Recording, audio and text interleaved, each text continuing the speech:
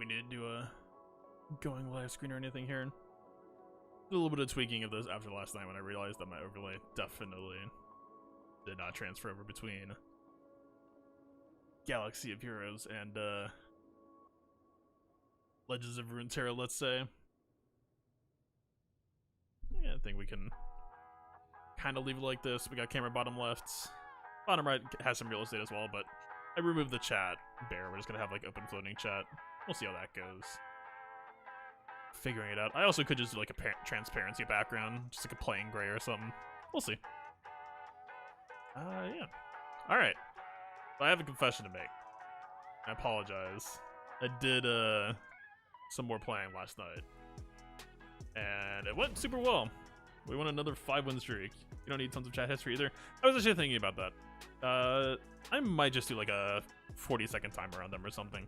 Like long enough to maybe have context for a topic I'm talking about, but I don't think it needs to be floating there permanently. Some streams do permanent. If I had a background, I think permanent would make sense. I think if it's going to be open float though, like this, then yeah, I don't know if it needs to just be constantly there. Like if chat's moving quickly, then yeah, I think permanent probably justifies itself. We'll see. We'll mess around. But yeah. So yeah, we're at Diamond 3-0 LP. We are 5 wins ahead of where we left off, I think. Wanna say? Yeah, Jake. We basically hopped on over. I mean, whatever. I got my drinks. I'm pretty much good to go. Yeah. I mean, still tweaking this deck, but honestly, I really love this change that I made. So the challenge I was running into with this deck is I'm already kind of off the beaten path a little bit. I think cards like Catalyst actually could arguably, like getting to 10 mana, like giving ourselves 1 extra mana, isn't actually all that important for this deck. But the problem is I would mostly just be looking for more hard removal, and if we go something like Crumble, then that's already going to cause some weird deck building issues because we don't have that many units. So there's just some straight up some times where this just wouldn't be a playable card. Fading Memories I love though. So this card can copy any of our guys, and this is something that I was running into a lot with this deck, is like I didn't want to run, and normally this was a 2 of, this was a 3 of, and I shaved that down to 1 and 2. But there are some situations, a lot of situations, where I personally would like to have that many of those cards. It's just a lot of the time I would rather be able to draw stabilization. This essentially just allows me to make a temporary one of these. So, you know, it'll make a copy of the card, it'll be ephemeral, so after that round it'll just die. But that's fine, because most of the stuff in this deck, like we can't copy a bird, so it's not, it has to be some other unit, but there's plenty of other units in this deck that we make that are just about making copies of birds. So the fact that they are temporary themselves doesn't really matter, right? I think I'm gonna love this, because the other cool thing that we can do here is we can copy enemy units, and that opens up some really fun surprise plays, some good opportunities for creativity as well. But yeah, I mean, there are some other cards, some other spells that could be slotted in instead. Nothing really kind of knocking out of the park. I mean, this drain 1 and make a random card from this archetype, it's fine. It's not amazing. Black Spear I was kind of messing around with trying. I think it actually could potentially work here, but again, lack of units is a concern. Mist's Call, if we could make a Rekindler or an Anivia with it, I think it's sick. Most of the other cards in this deck, it's not really that good of a play. Kind of cute if you bring back like a Avarice and Sentry, because you're just getting 1 extra drop, but you're paying 1 extra for a 2-drop. I don't know, I just want to queue up with this. We'll see how this feels. I'm always down to keep on tweaking. Plus we just gotta kind of warm up. It's a free card that you can pick in game. It will cost however much it costs normally. It's free to make a copy of that thing, but then you just play it like a normal card. It's just when it hits the board, it will be temporary. It only lasts for the rest of that rounds. Surprised I've been seeing Deep so much. It's not a bad deck, it's more like a tier 2. I think I beat them last night. It still feels like a weird matchup to me though. We'd have to hold on to Anivia here. If anything, it would almost be better to hold on to Glimpse. So the thing we need to do right now is we need to make sure that we hold copies of her. because when Maokai levels up, we're gonna want to have an extra copy that we can start sending back into the deck so we don't run out of cards. Pulling into Glimpse, though, is kind of griefing. Even though it is faster cycle to potentially find us more cards, I don't know. It doesn't quite feel right. Also kind of helps. Okay. Or we could just find 2 copies immediately. That's an interesting choice. It's not exactly how you're supposed to play deep. Interesting seems Shipwreck Quarter, though. Depending on what he gets off of that. He makes 2 random treasures, and that card is potentially probably the most RNG this game can get.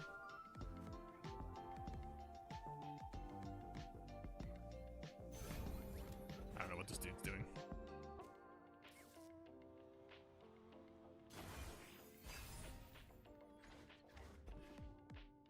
Also a helpful card to have. Very, very helpful.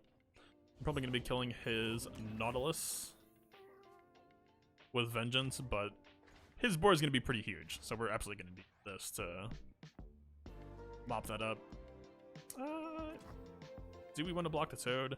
His Toad wants to die. It'll help him go deep more quickly. We can trade with the Toad. He'll probably swing. There's no reason he wouldn't. So we can get the cut. Okay.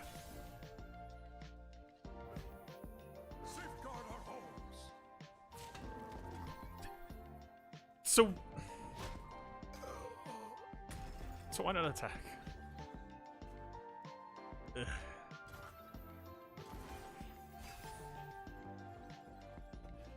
So far, he's not actively going deep, aside from the Jettison he played.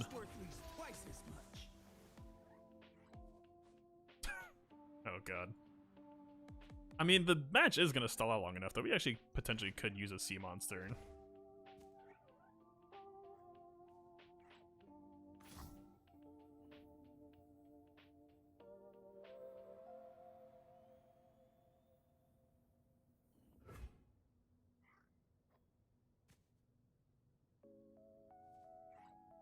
Whatever, we don't really have a relevant play the rest of the turn anyway, so why not? I've done dumber things. Oh my god. Alright. So, yeah. When you make him, he removes 2 cards from your deck and replaces them with treasures. Treasures are incredibly powerful cards, but, you know, there's, of course, no guarantee that you draw them. So this is nuts. You make 5 cards and they all cost 0, but they're only for that round. This is also nuts. If you're deep, which you probably will be, you make 3 of these and they are 8/8. Deep means once you have less than 15 cards, you go +3/+3. That this is just deal 5 damage everything. It's just a big board wipe. Probably not the most interesting card, but kind of interesting. So we got counter shenanigans. This is so stupid. I'm just gonna pass. If he passes back, it's still good for me. It's just delaying him going deep even further. Stare at the abyss. It'll stare back. No, thank you. I'll pass. So he's still 12 cards off of deep. We could Withering Whale here and it won't kill the Toad. Whale isn't going to be relevant for most of the rest of this fight either, so.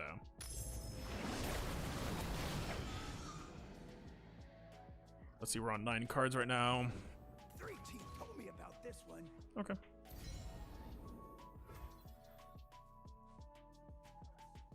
Is there any way that we aren't just taking 7 damage to the face right now?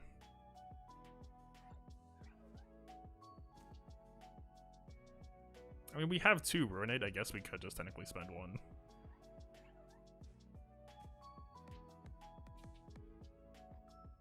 This is a terrible Ruinate, but I would much rather save the Vengeance for Nautilus, to be honest.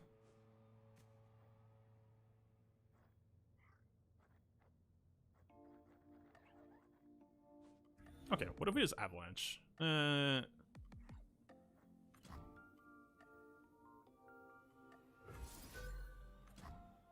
We'll stop 4 damage from happening. We'll take a We can recover 3, which puts us at 15. It's still not a great solution.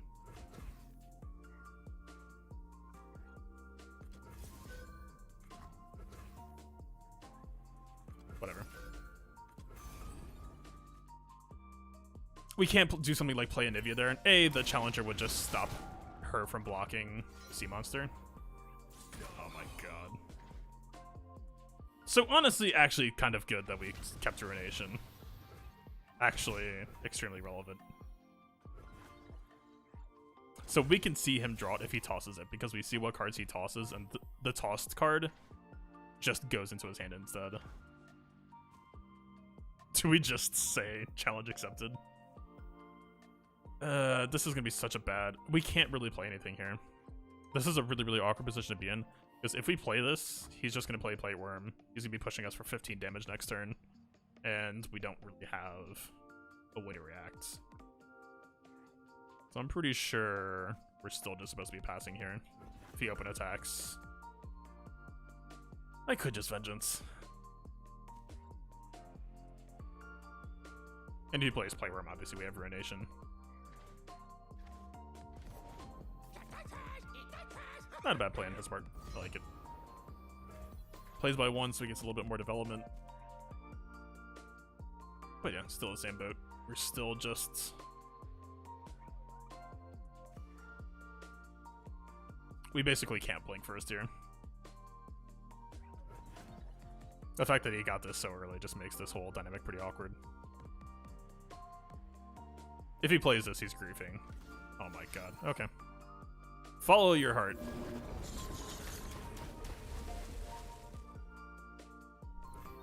Literally all you had to do was pass.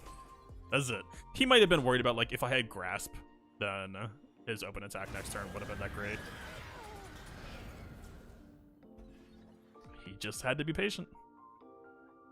That's all he had to do. Okay, so he's 4 cards off a deep. He's pretty close. This is a fairly late deep for this deck to get. He didn't really have many cards that tossed. Please don't play Nautilus on this turn. Okay. So I think we can do this fairly shamelessly. We can't do anything like play Anivia. It's not that hard. Well, yeah, it's not that hard. Oh, shit. Okay. Still auto-skipping this song, by the way. I refuse. For my dead body.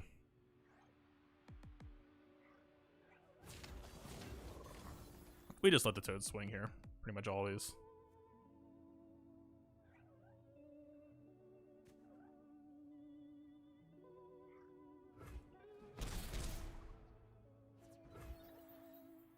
So our health is a concern, and his deck does tend to run cards that can just allow him to do direct Nexus damage. That is a bit of a scare. We are lower than we should be.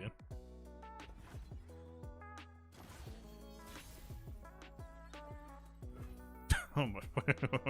no. Oh god, this is such a dumb... I could just reprint Treasure or Shipwreck Quarter right now and actually just inject 2 more treasures into the... We're not even that close to deep, though.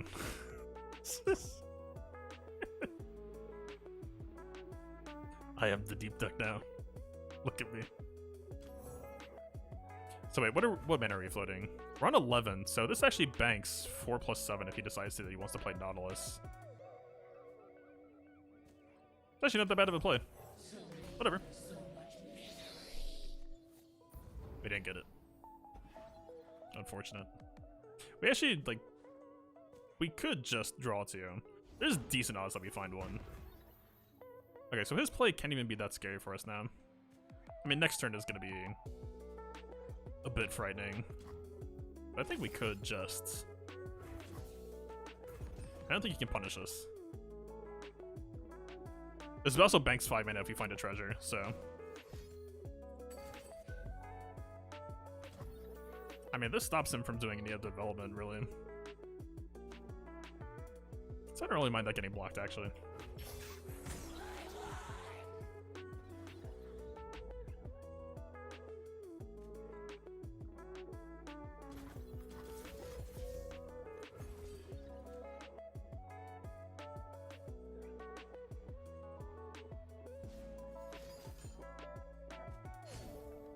Why?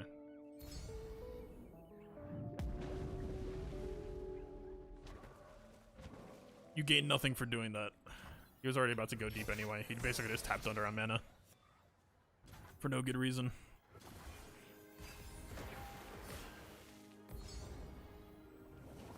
So Maokai's close to leveling up. We need him to level up and then we can play our Anivia. We basically don't have his permission until that happens. Ooh, hello.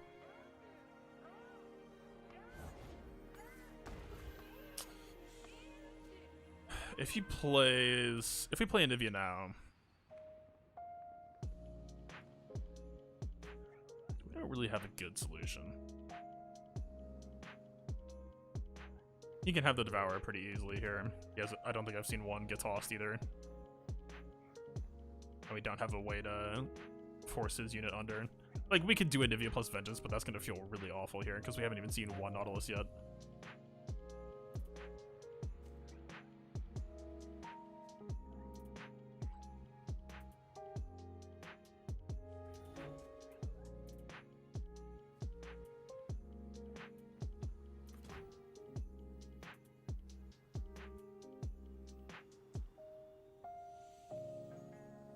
It's not really a good plan. Let's just pass. Okay, now it's relevant.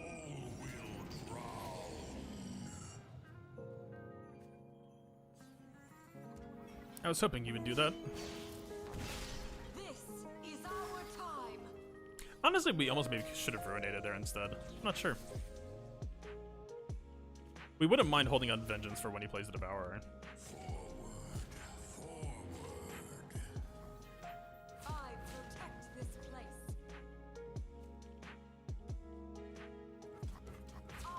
Are we better suited with this? He has tough, which means that we're going to do one less damage to him. I mean, having 13 health is just a lot to deal with. We also are going to have... So this Harsh Winds is actually being incredibly important for us, because we can Frostbite anything that he tries to send damage at our Nexus with. Actually, if he does that, that would be incredibly huge for us here.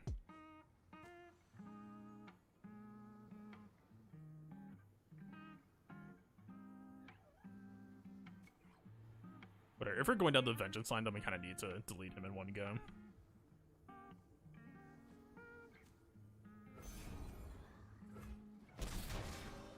I will be reborn.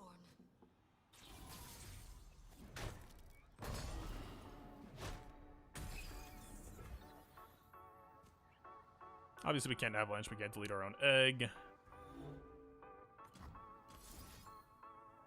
We're probably supposed to just Vengeance here. I actually kind of regret using that Chronicler when we did. It actually would have been relevant here because we could have killed our own Anivia and gotten her into the death pool for harrowing.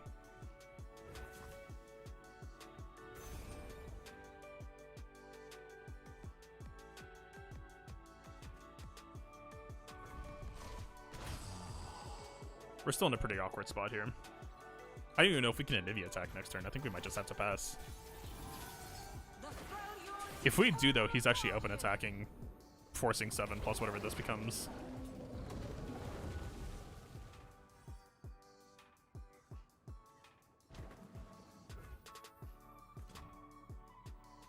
If we do this, he can just Atrocity us and we lose.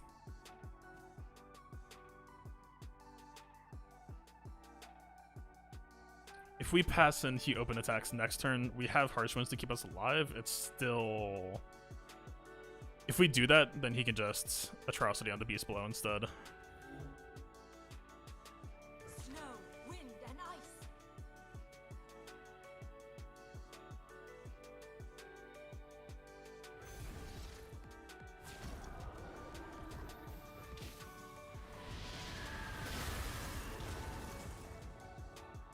This sets up Avalanche. We can Avalanche this turn into Whale next turn if we have to.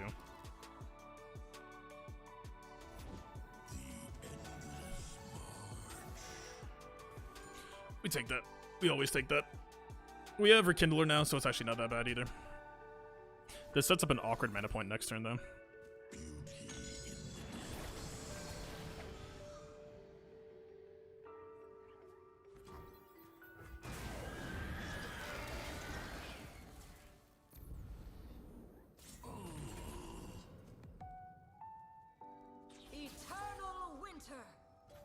If we could play Rekindler plus have Harsh Winds ready next turn, it would be excellent for us. Actually, pretty good draw. Very, very good draw. Not looking terribly good here. It's not as bad as it looks. That's a little bit wrong. We can just play Tavern Keeper right now, and he's not exactly threatening lethal. He kind of is. It all depends on if he has Atrocity here or not. This is an awkward matchup, I would say, because we want, like, we're stalling the game until late, and his deck excels at going late. There's the Treasure Trove. Okay. Here comes the RNG. We probably just lose off of this. We'll see what he gets. It's any card from any faction reduced to 0 cost, so could literally be anything right now. A Demacian soldier is worth 10 foes. Doesn't really change anything yet.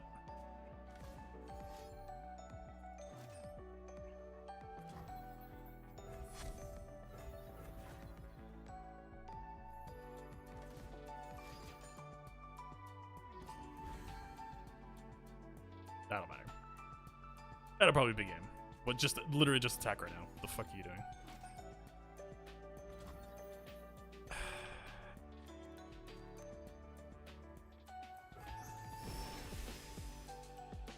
Actually, I'm wrong. We stay alive here.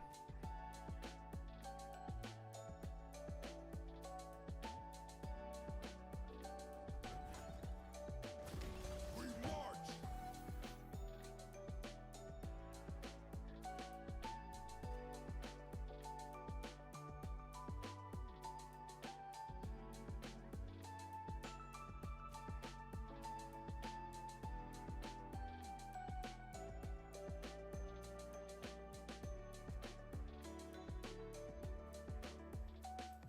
Let's talk about Runeterra.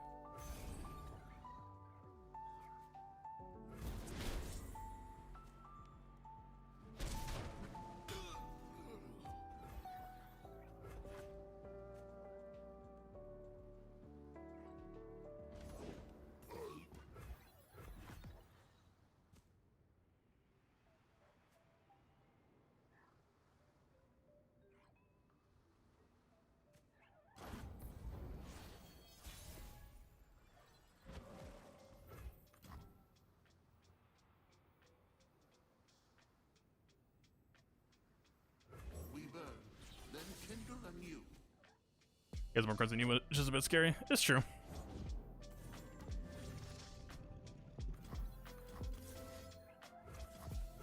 He has enough mana left to do Atrocity, and we don't really have any cards left to stop him at this point. We'll see. Yeah, there it is. So we actually would have dodged with the draw too. Yeah, I don't know. I think playing Chronicler when we did ends up feeling like a misplay, because we would have much rather have had it when Anivia was out on the field.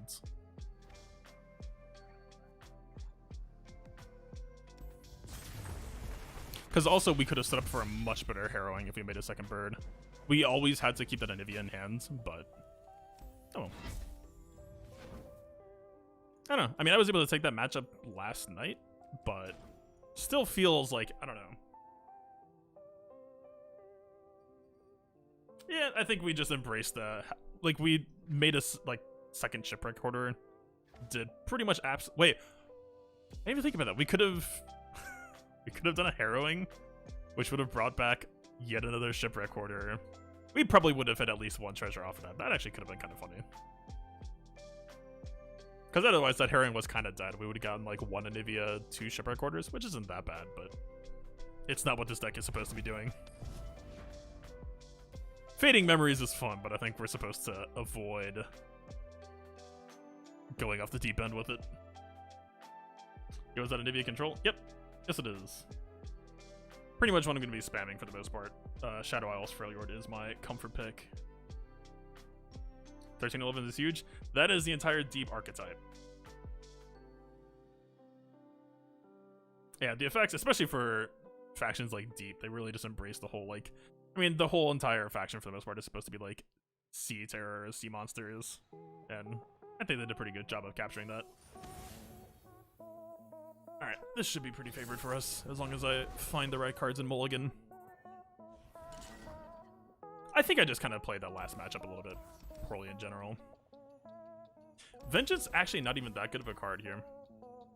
But we still keep that. Okay, Vile Feast, also very convenient. Double Glimpse, kind of clunky. Not terrible. We can glimpse the spider at the very least. Most of his decks aren't running hard removal.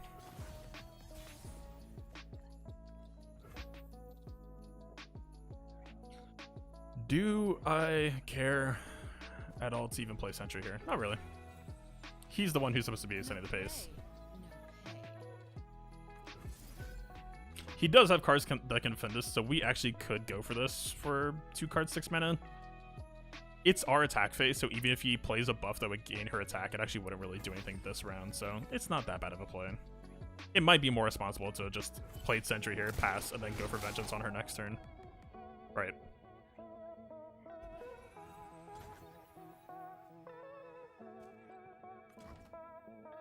I mean, he's got something like 8 cards that would defend against this.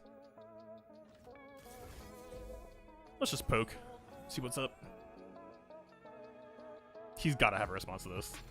Yeah. But this is a sharp sight that because this is on this turn, if we went for that next turn, she would be hitting us for 5 instead. So, pretty okay with that. We get a blocker for her. It's fine.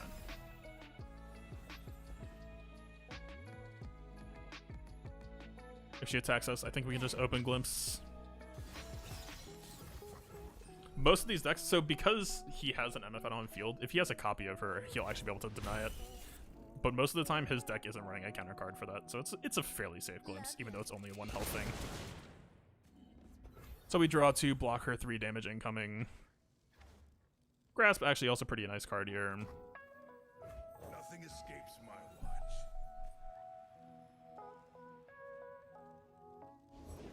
Every way is a path.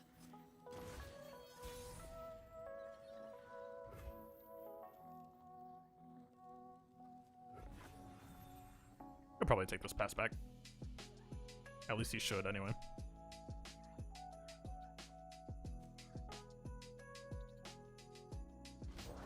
My shield is yours.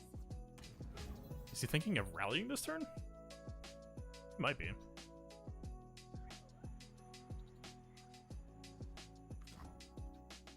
Let's wait and see.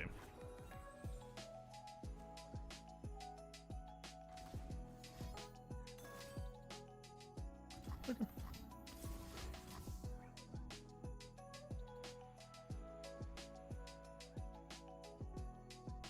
So what is gonna feel best here? The spiders aren't effectively that good of a blocker, but with her having barrier, she's gonna flip before we could actually get a grasp on her. This is actually a matchup or a match where not playing Sentry into Vengeance next turn actually does feel a little bit bad.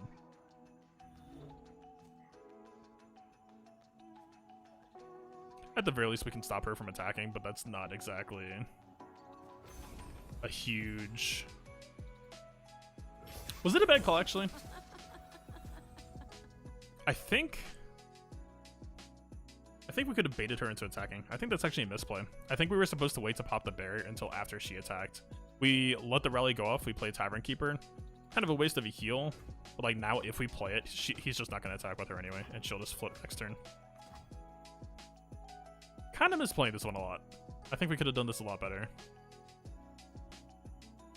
I don't think we played Tavern Keeper yet, though. He's probably just going to attack with the scouts. This is our way.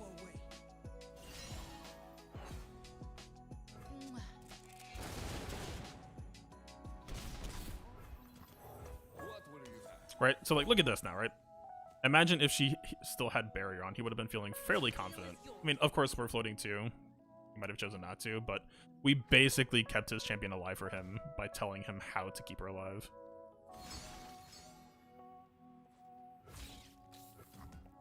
Ready the torches. I've carved meat bigger than you. We probably just take this block here. She's gonna do 3. Let's talk about your dad. Let's see, she's gonna have 3 health next turn. We're not gonna have Vengeance. Yeah, I think I just misplayed this pretty badly.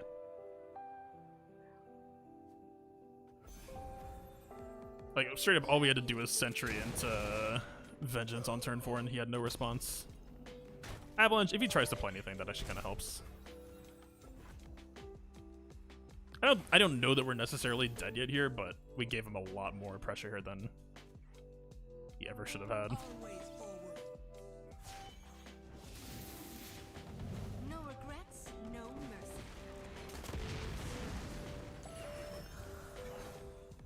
So she has overwhelm now because of the level up, so even if we save the spider as a blocker, she's still gonna do that for it to us anyway, so.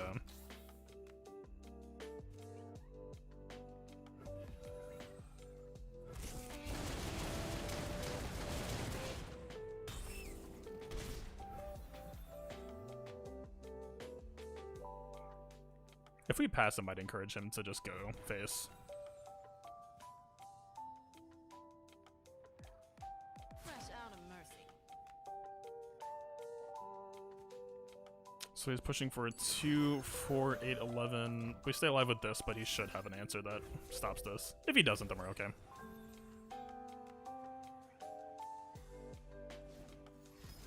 Yeah. Yeah. I pretty much, as we were doing it, I could feel that line that I went down not really feeling like a correct choice. Or like, we were assuming a lot about him not having the hard removal, and Avalanche would have been a good card to hold until later as well. Like, all we had to do was just to play a blocker there and then harder move. Oh well.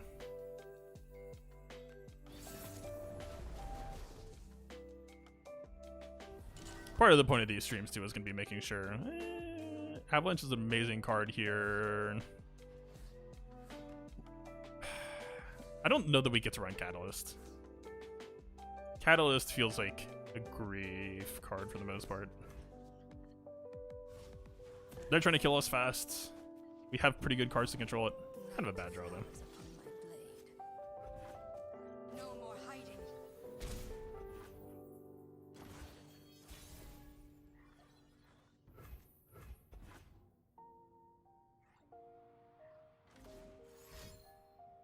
Her flowers bring the moonlight with them. Find your own light within the darkness. Yours is a light I cherish. If we do this, we can't grasp Diana. Does it matter? I don't think it does.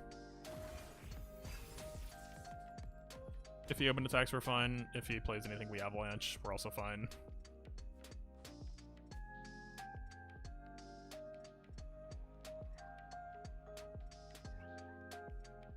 If he passes, I actually might even just pass back here, even though we're burning through. Easiest avalanche I think I've ever seen.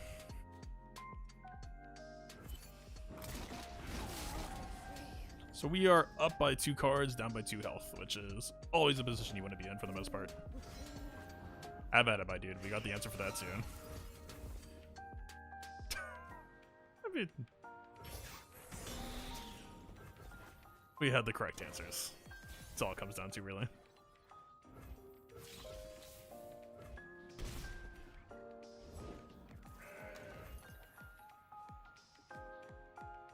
I think we're fine just passing here. Darkness hides in my path.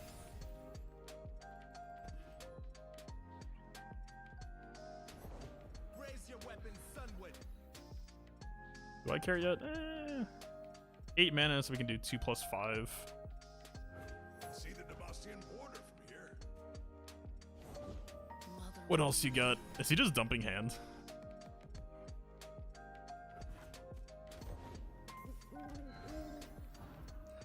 This is a rough spot to be in. Look out for reavers. He has no cards, he has no answers to this. This is basically this game already. I don't know why they're so comfy with each other, but Signal fires.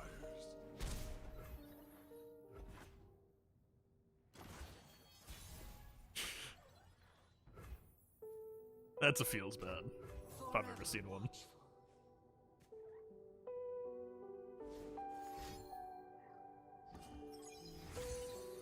I bring the storm. there's no real risk on taking this attack. Maybe wouldn't like to have her low health, but we can just Chronicler her again next turn. Strike them down. This is a good pass. This is what he should be doing. Like, we still have Grasp in hand, of course, so it Darkness hides in doesn't my really breath. mean anything, but he made the right choice. Whatever the cost.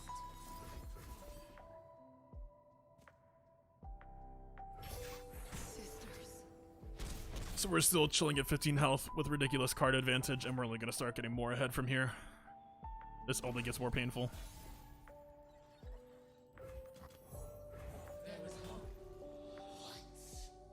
I mean, with Faded Memories here, we can actually just double Chronicler. This is why I think this card can feel so good here. Like, in a pinch, if we needed to, we can just take this card, copy one of his elusives, and we would have an elusive blocker that this deck normally just straight up doesn't even have access to that type of card. Like, I think that's just a lovely choice. I don't know.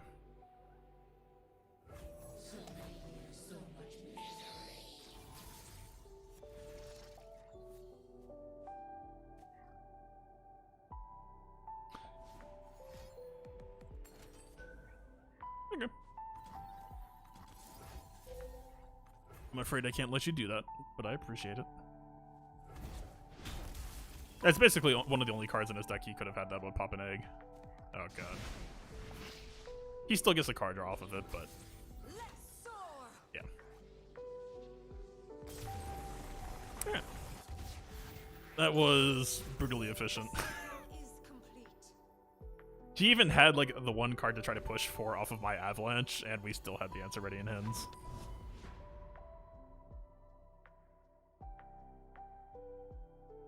Not bad. Like, I don't know why my streams are seeming to always start off with like a 2 to 3 game lose streak, and we just start winning. It's weird. Maybe those are just the warm-ups.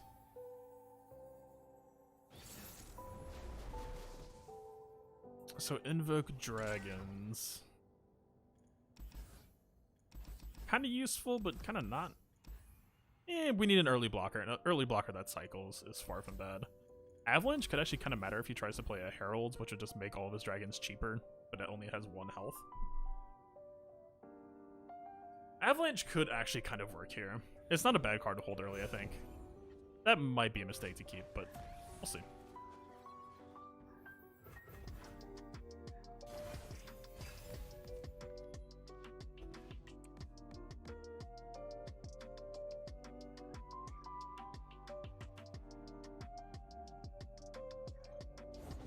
Unyielding light.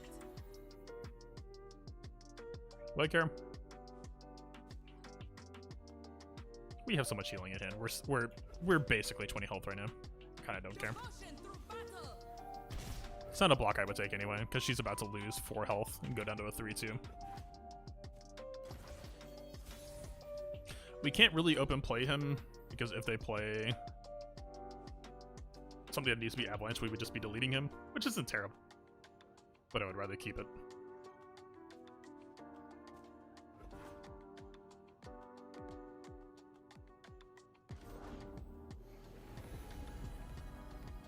It's not really worth avalanching yet.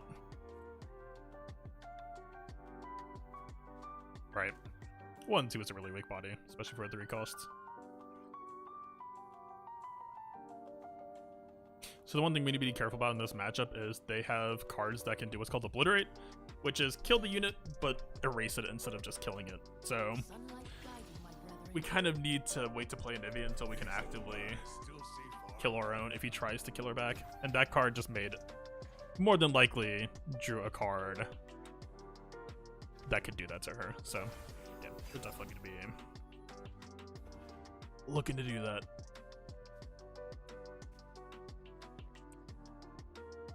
This is the only hard removal in hand, and if he plays... Oh wait, he doesn't have Shyvana. I didn't think about that. Look out for reavers. Light the signal fires. Okay.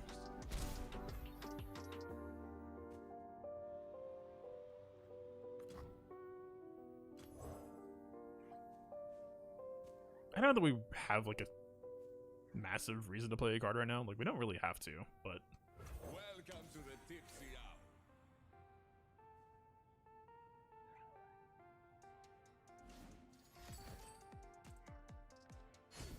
Okay, Vengeance gonna feel pretty alright for whatever that is.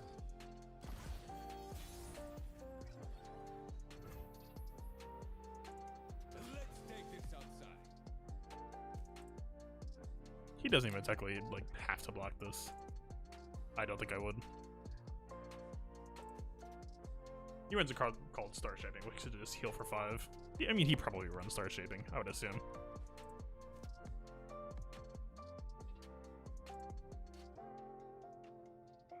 Back, heretic. Sure.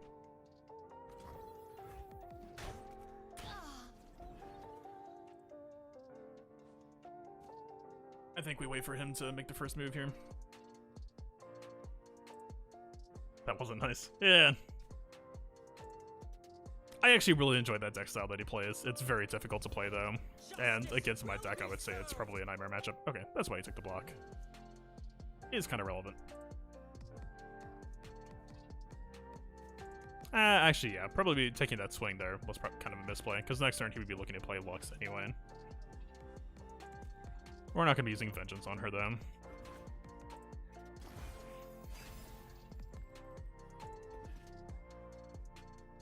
Strike for justice.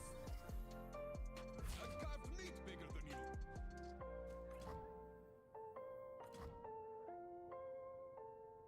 We can play Nebula this turn. I think we just take this damage. Here in your time. Now that we have Glimpse, if he tries to Meteor us, which is going to be all of his mana, then we can just kill ourselves. The sun is shining. We should too. Is that worth a Vengeance? I mean, that was his written in stars.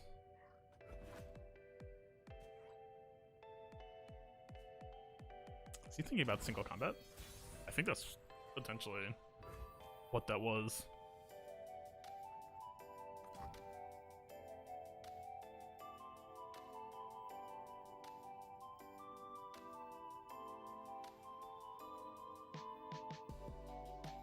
They're out there. I'll spot them. We might have needed to pass there. It would have been nice to be able to hold mana for a Glimpse plus Vengeance.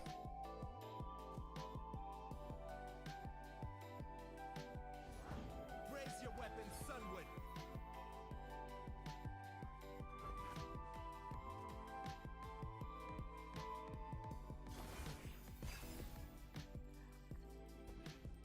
Also a very nice pickup.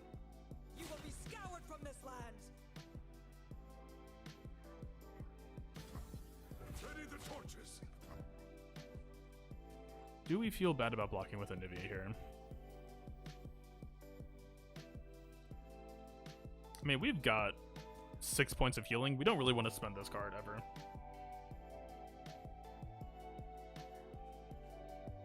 At least not until we find some more hard removal.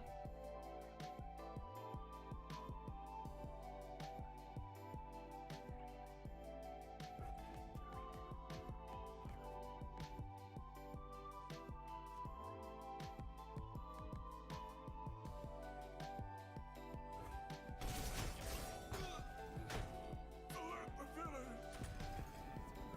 Okay, I think I like this.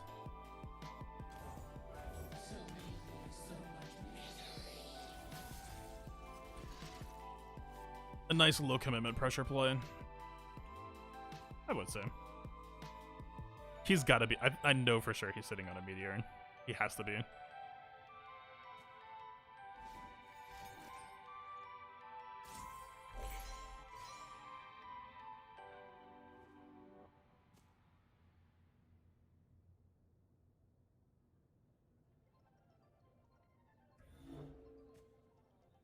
Would be nice if we could find a Ruination.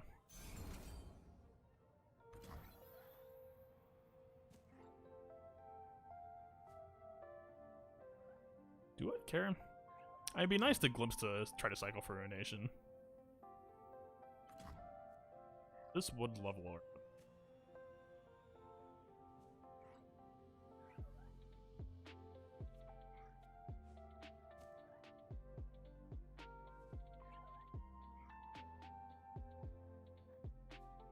I think we need to hang on to Glimpse just in case.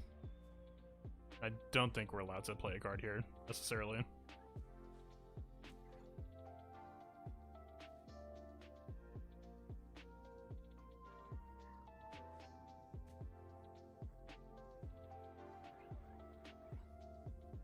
I don't know, maybe holding on to Vigilance until Aurelion shows up is kind of a misplay.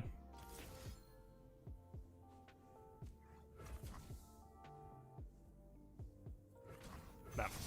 He has a card, he might have to be running a card called Bastion, which gives him a spell shield, so he would block our 7 mana spell for 4 mana, and also level her up. That would be a pretty big yikes.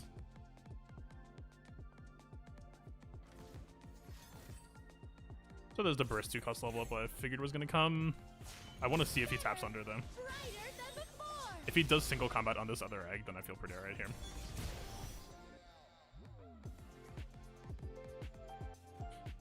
This is a slow beam that'll deal 4 for 0 cost, but he's probably going to feel like he wants to pop the egg now.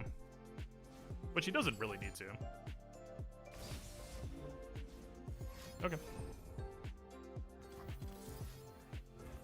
So if we do this, it's going to be a little bit awkward, because if he plays an Aurelion Soul in 2 turns, we're not going to have any hard removal for him. He's a big boy.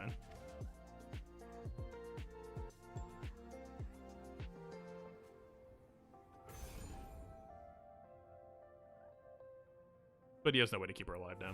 No more holding back. Eternal winter.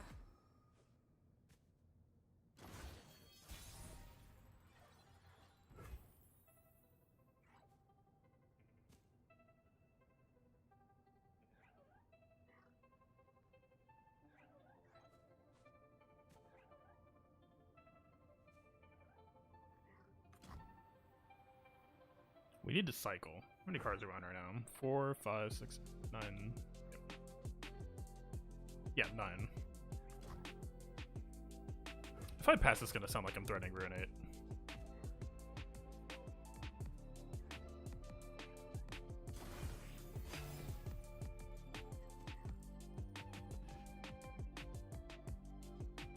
Banish the unworthy. Sure.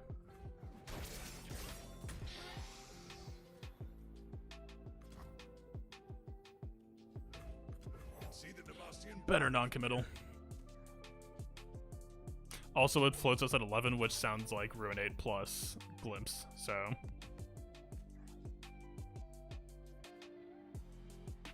Or Ruinate plus Vile Feast, so I could pop. The Aurelion Soul is going to come in with a Spell Shield. But he cannot Spell Shield twice, so as long as we Ruinate or have a hard removal plus this 2-cost spell to pop it, then he's guaranteed dead. Which, as you can imagine, is useful.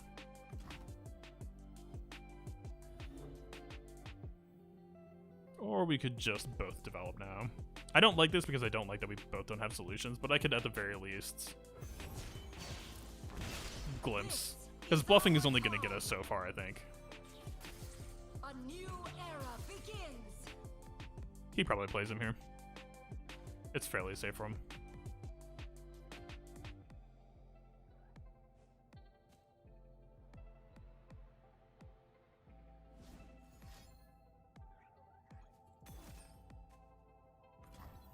I take that to mean he probably doesn't have it. Which is good for us. Also good that we didn't kill anyone this turn. So if something hasn't died, then she doesn't have her stuff or her lifesteal. So she's just a 4 or 5. Which, yeah. It's a lot comfier. A lot comfier. Okay, perfect. We can just kill Aurelion Soul on site now for 9 mana. Excellent. Let's soar. This attack isn't amazing. Do we even need to take this? We're at 9 cards, we won't burn. He's at 8, so we can't pass next turn though.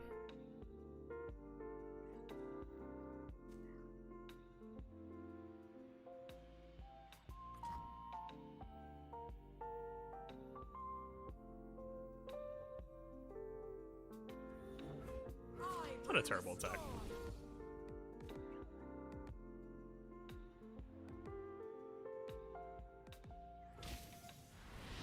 I respect it. We would have killed either of them on the attack, so better just eat the 5.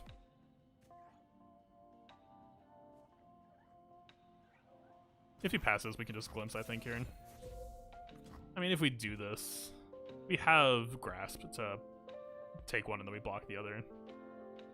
He has a few cards that should be able to stop this though, but we have Counter Grasp in response. It's actually fairly safe.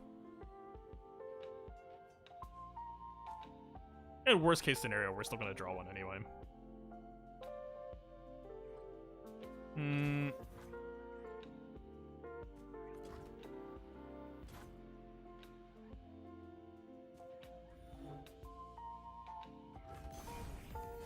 This is such a weird match.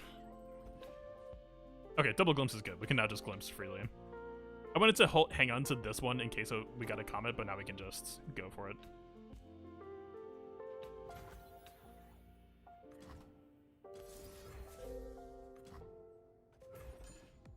He can probably counter this. I mostly just want this unit to die, and we're doing that for 2 mana. And it might cost him 5 if he only has... Okay. Not bad.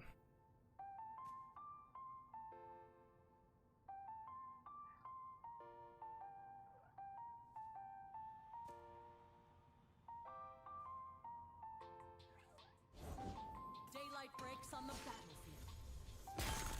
I am the bulwark against darkness.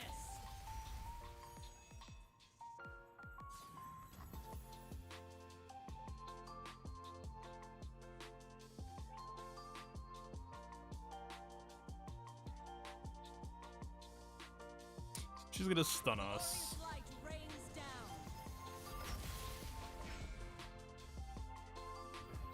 It's an awkward time to not have a Rekindler or a Chronicler or anything really.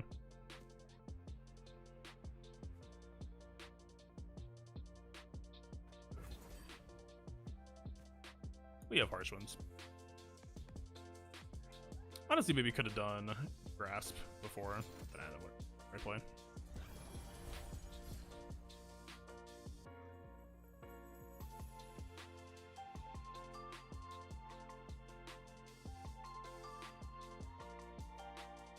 What else are they even thinking about doing right now?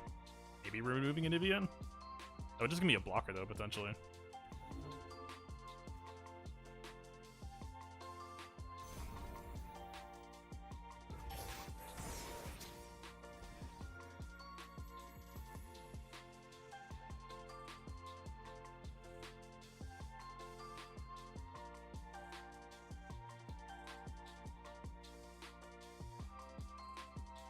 What's the...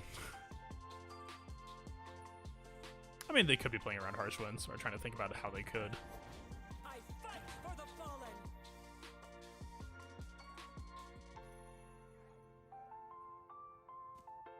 I guess? Sure.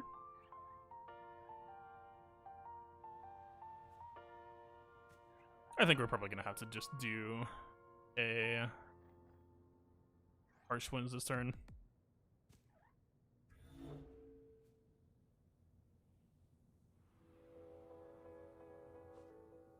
That, or we could spend the Vile Feast. I would prefer not to.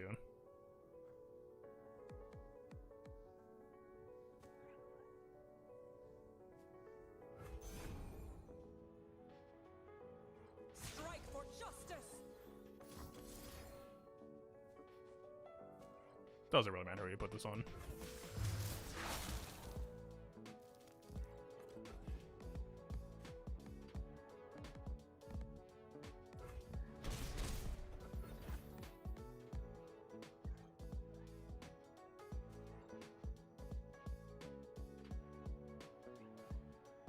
Not sure what they're thinking about here. Okay, so he can't stun us at fast speed. Oh, For my a homeland. lovely pickup. Unfortunately, a little bit too... like, the mana point is awkward because now we can't, like, Ruination plus Vile Feast Aesol.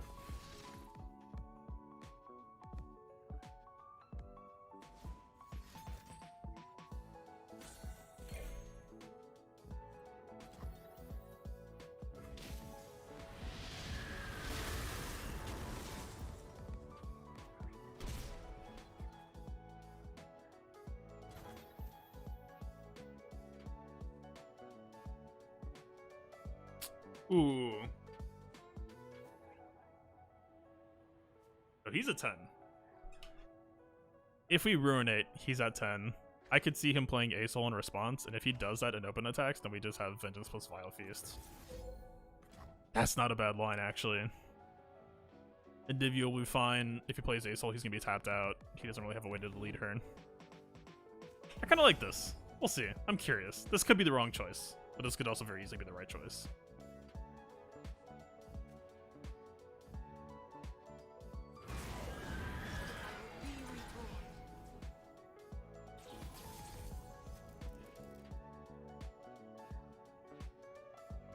Asol? Justice will be served. Interesting. This is Moose, it's a bit awkward. I don't hate that. He's not threatening lethal here.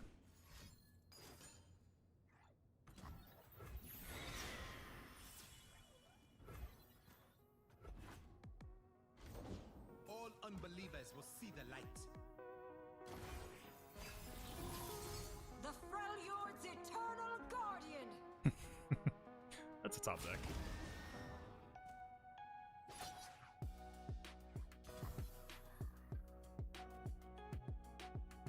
So we just have double whale. It's not, I mean, double whale heals us by 6 and stops 2 damage. So that's an 8 health swing. We don't have mana for something like, I mean, if we do Vengeance plus Glimpse, or Vengeance plus Vile Feasts, that's only a 6 swing.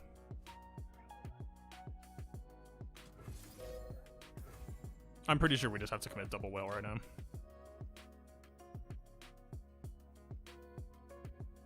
Or... Nah. So if he has something like Riposte, we're dead. Sharpsight doesn't do it for him.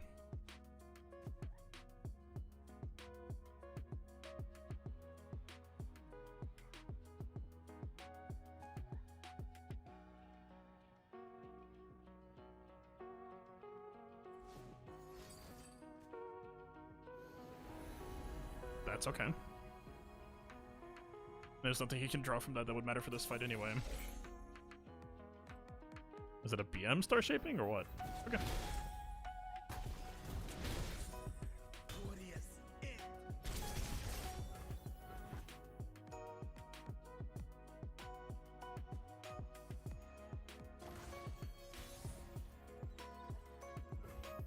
end. Interesting. I mean, we've been playing around Asol this whole time, and Asol has not showed up. I feel like in that sense, I might just be making mistakes here.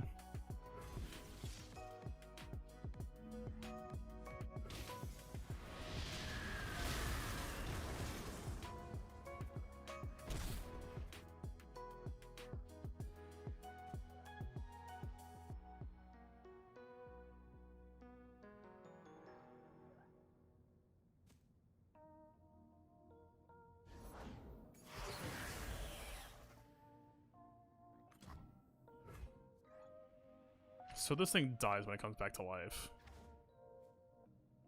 Or it comes back to life when it dies. If we Ruinate here, we would have Vengeance for it coming back.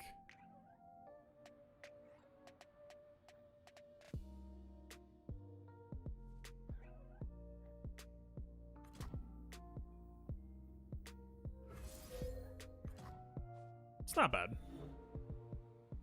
These double glimpses are still just kind of parked here in a way that isn't doing us a whole lot of favors. Or if we Avalanche now, we could Vengeance it and still have Ruinate plus Feast. We would have a Nivea for the blocker here. This fails to play around if he has a card like Bastion for the Spell Shield on this, but I think we'll be more ahead if we get away with this. Wrapped in cold silence.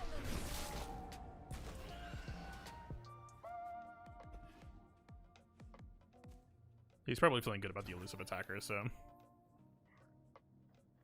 I don't think we can do anything like glimpse ourselves here, even though it would be obviously pretty nice.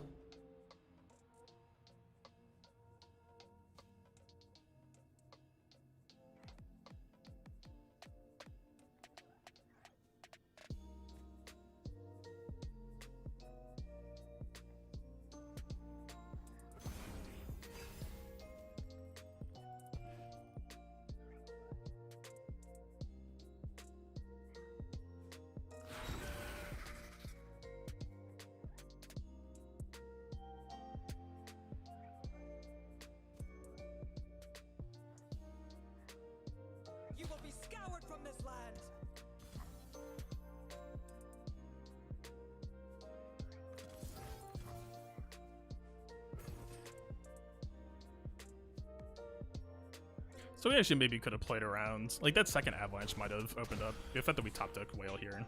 Oh shit, I didn't know it would work this way.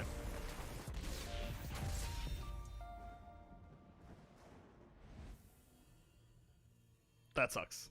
So I thought it was going to work the way that most units that have a self-revive work, which is... like in Nivea, if she dies on attack, she's just going to go back to the bench, basically.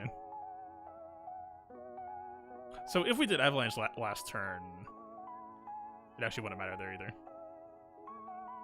Yikes. Yeah, I don't play against that deck pretty much ever, so I guess live and learn there. So basically, if we had done Avalanche last turn and it was 1 health, then we could have traded that like a spell shields. We could have done Vengeance and then Vile Feast. It would have been 1 HP. It would have died, come back to life, and then Vengeance would have killed it. So that actually was a viable answer. Interesting.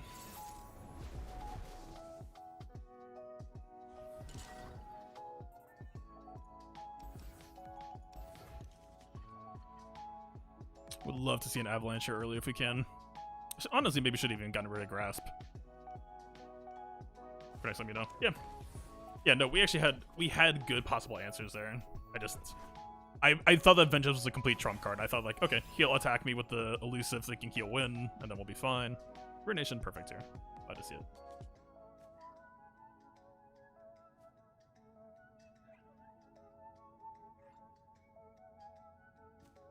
So if he curves Lucian to Senna, he has a wife. Okay, so there he is. We have priority next turn, which is good because that means he can't play Senna before.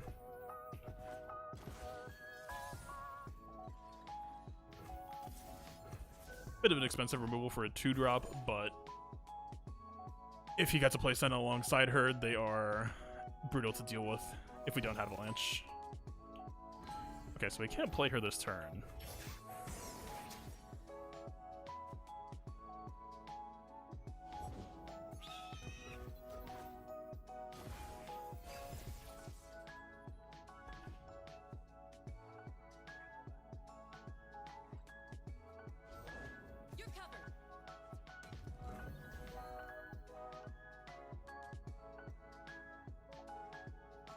We're taking 8 right now. We have catalysts. We're taking 5 right now. If we catalyst, we're not going to have mana for Ruinate anyway, so it's not even that juicy of a play. But we can develop a Nivea and attack, which would be pretty bad for his board. I don't hate this. He didn't play Senna, which would be the big scare for me.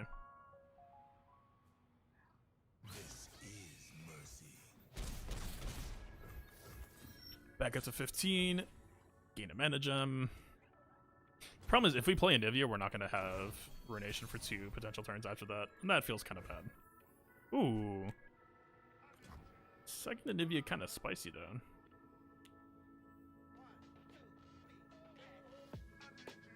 Who needs Ruinate when we can just Harsh Winds, I guess?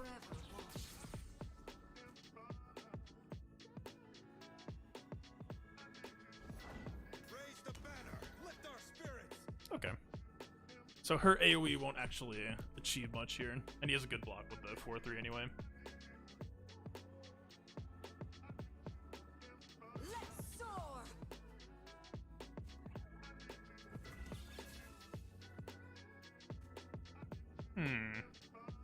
If he has Rally in hand, then we could actually just die fairly easily here.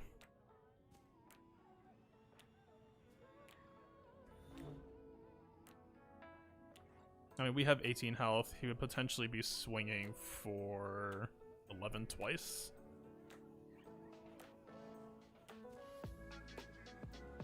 Let's just wait.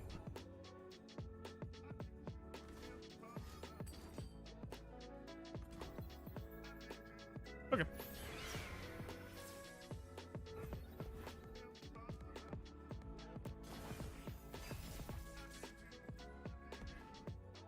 Nice pickup. He should still have at least one combat track that could keep Lucian alive if we go for like... There's nothing like it.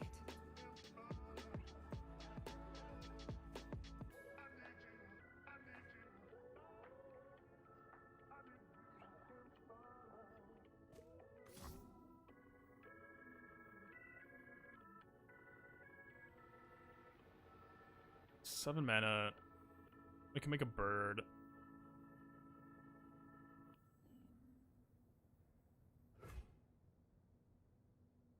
Okay, he'll probably hook with the 3 attacks, so he'll be swinging with 5, 9, 14, 18, 23. We reduce that down with Harsh Winds by 10. We're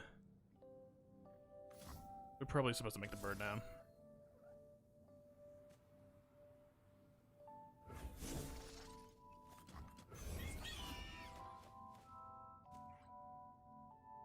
I think playing Anivia just made the Ruination a little bit too clunky.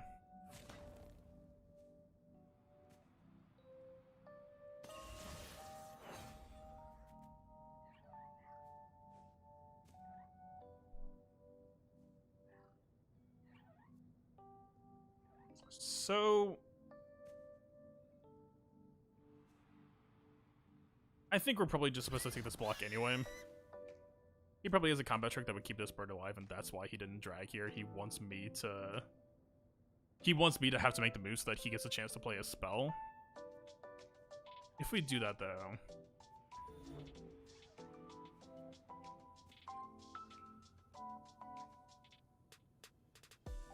I think it's better if we let him do that and wait.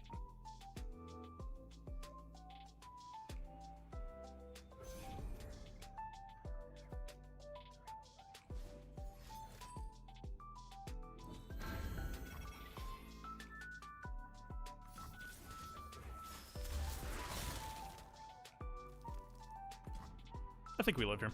We're fine. Still no board wipe though, which is a problem.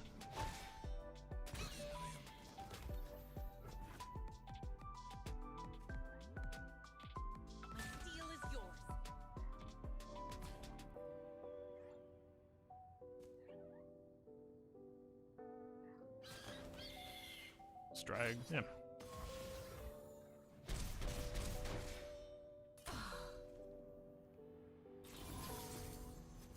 So let's see.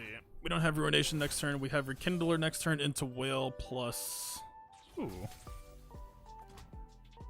If we do this, we're tapping out. If he has Rally, this is going to be extremely awkward.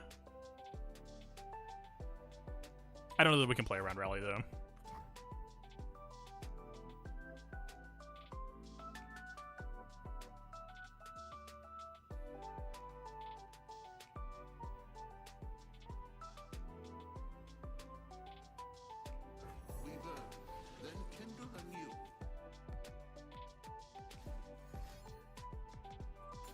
Yep, there it is. This fight isn't over. For my homeland. Yeah, I think playing Anivia on 6 was a really bad play. All we like this Runate would have completely solved this board, but we just never banked enough mana for that to come into play. We would have had such a big hand advantage. I think we got kind of baited by seeing them having 1 health and playing the Anivia. Still alive, I see. Despite Weaver's Yeah.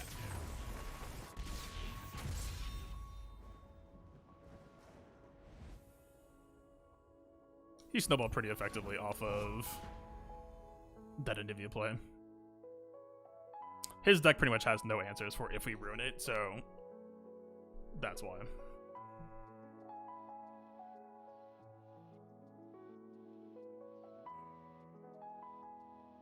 Oh.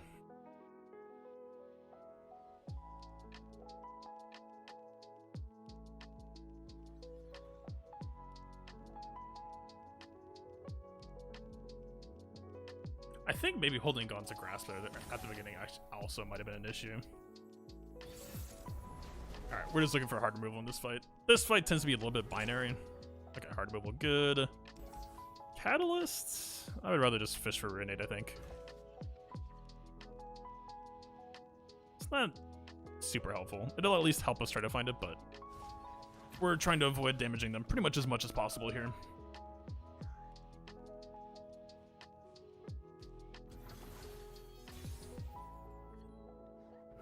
That's the card I like to see.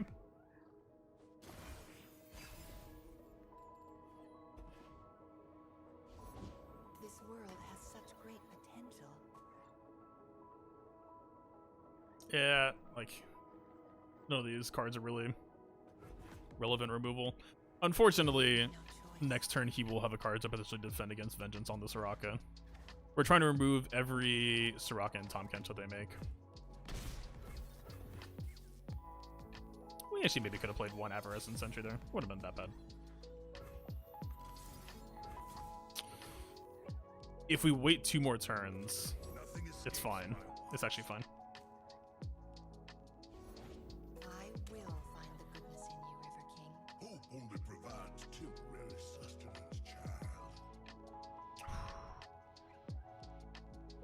This would have been a really big punish turn. We could have done a Vengeance, and his mana point for protecting his units is 4 mana. If he has 4 mana, it's in play. If he taps under, then we kill anything for free, including potentially his entire board. Which is why I wanted to potentially try to get to 9 mana, because then we can Vengeance and then potentially pop the shield if he tries to keep it alive. So he'll try to eat something.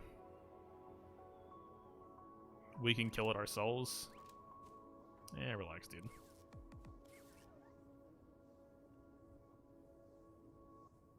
Oh, wait. My deck seems so passive. Again, it's all just about stalling until late game. It is pretty passive. What is that? Shakedown, maybe? Where there's a will, there's a meal. It definitely is the reactive deck. Until late game. Put me in, Tommy boy! Oh, I'll be happy to accommodate you, Pablo.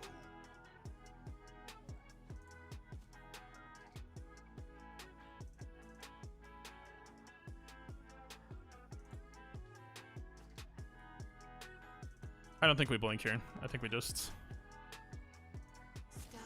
fall. I do in Where are you off to? Live with purpose. I think we just do this turn. Because we're pretty much never trying to actively damage our units otherwise. Yeah, it'll cycle a card for us. Heal us up a little bit. We'll be 17. I guess he could like hush us to deny the draw, but that's not really a good play for him. We'll also deny him an eating target, so his Tahm Kench can't level up. light the signal fire. Second Vile Feast, also pretty good.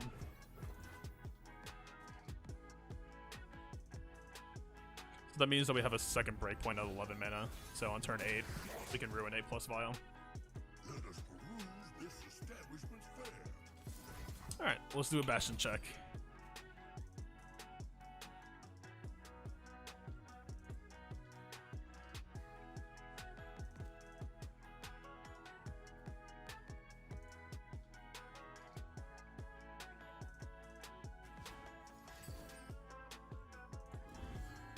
And winner. There we go. Take heart. A nice dead unit.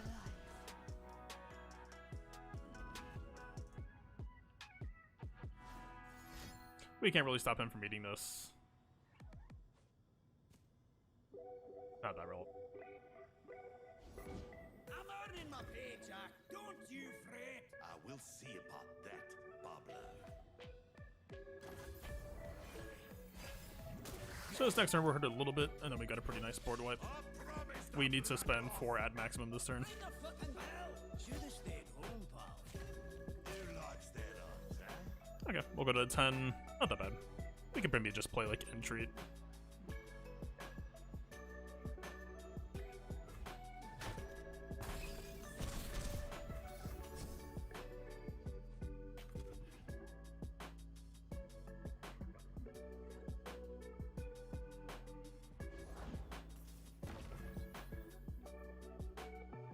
If we do this, he'll eat it. It doesn't really... We'll get it after we ruin it. It can kind of be nice. Sure. They're out there. I'll spot 'em.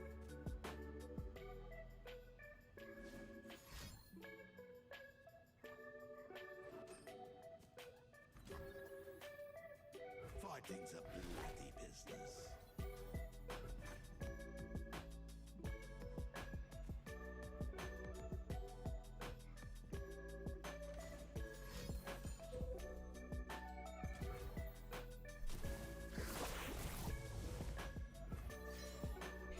Alright. We hit the promised lands. Oh, I don't require a menu.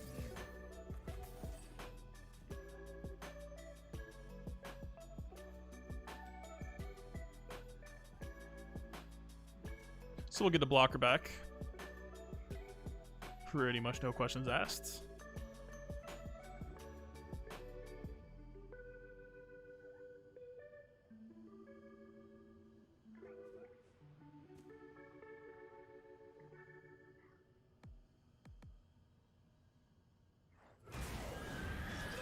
Okay.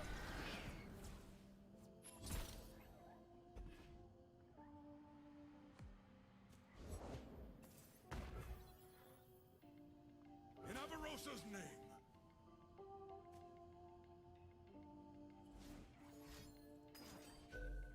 Why is he main decking make it? What? Excuse me? Nobody does that anymore. I mean, nobody.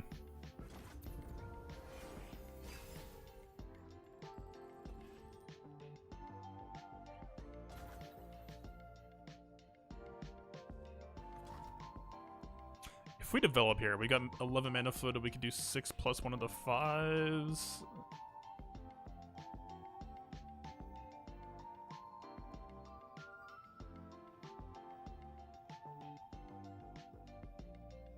I don't hate it. Spirit of winter. It's a little bit risky. Okay. Eternal winter.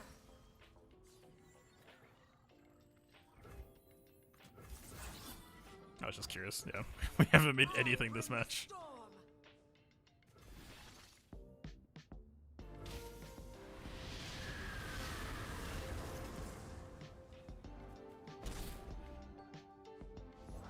It's a big responsibility to shepherd stars. Okay, I don't think we're tapping under 9 here. I'll take that pass back.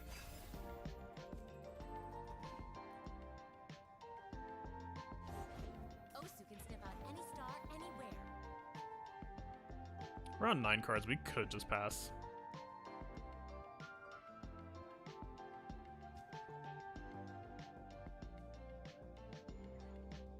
I mean, if we tap under 9 this turn, like, it's not like he can Kench and then immediately eat. We would have the Kench removal for next turn. It's weird.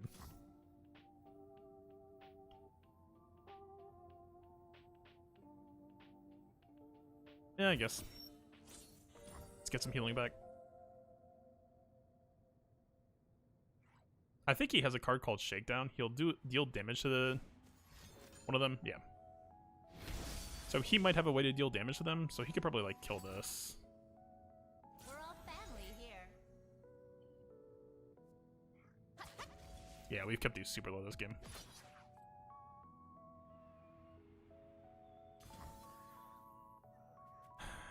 We do 3. Any soft removal that deals damage is not really accomplishing much.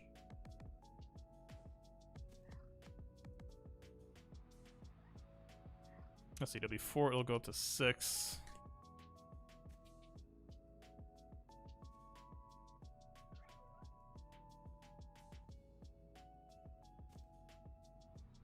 I almost wouldn't mind glimpsing my own, or grasping my own Anivia.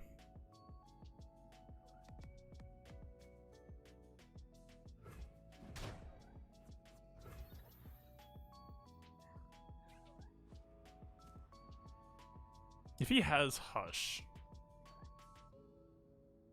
we'll lose her permanently. We don't have another way to make one. I mean, we could Harrowing, but it's a pretty bad Harrowing. He doesn't.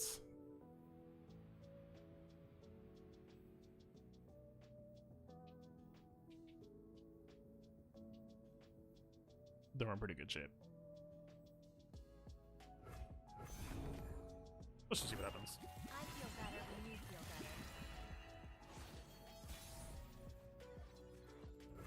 better. Ooh, now I really regret not doing Grasp on her.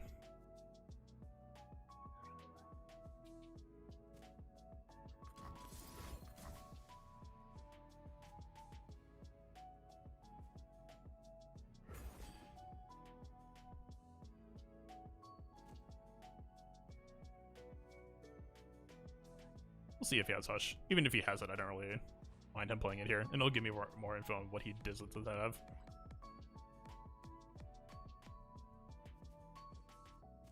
So these, once he heals a unit 22 times, are like 422 total, then he auto wins, but we've been... This is why we're playing so strangely in this matchup. Okay, doesn't look like he has Hush.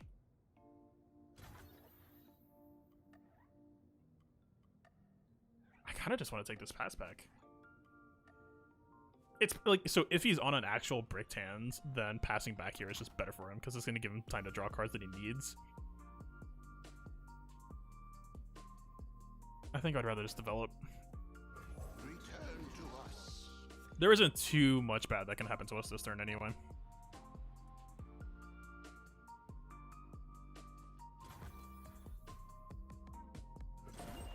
We look after our own. The Freljord's eternal guardian. Ooh, very nice Ruination.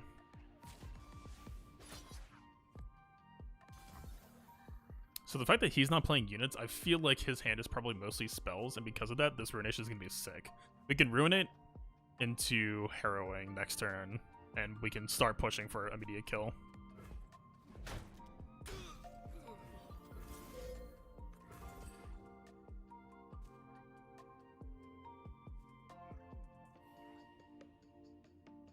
This Ruination kind of isn't great if, like, a Kentra Soraka. Okay, he does have a Hush. She's literally just about to come back to life, but okay. It's not a great Ruination for removing his board, but I feel like he doesn't have many units based on how he's playing this. I've been propagating Okay. quite the appetite. So we could just Vengeance Kench next turn instead. And, like, we don't have to Harrowing immediately. I would not be surprised if he has a Bastion sitting around.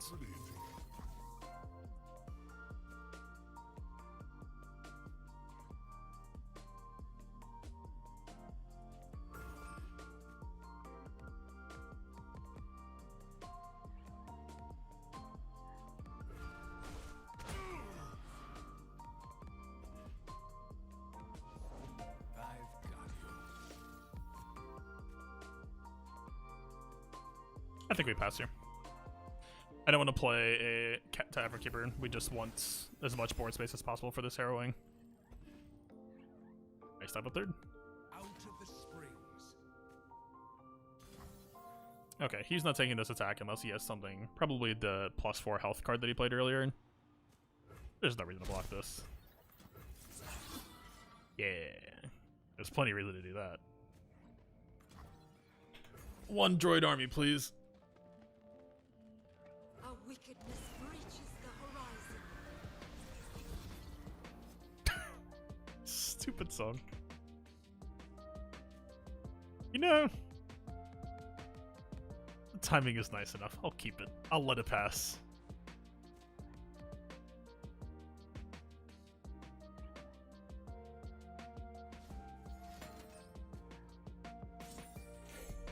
Healing his Nexus does not count for these, by the way. Go for war, if you oblige. Market time. He's fitting with all the ice, exactly. I can't be mad at it showing up at this timing. This is our time. Oh, I don't require. And now it's time for Sweet Death. We're pushing for 19. He's pretty much dead here. Easy now.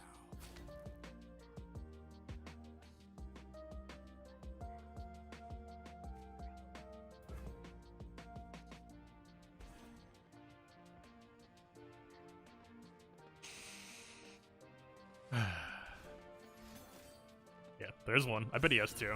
He's not even looking at his Nexus health right now. He's thinking about keeping Kench alive.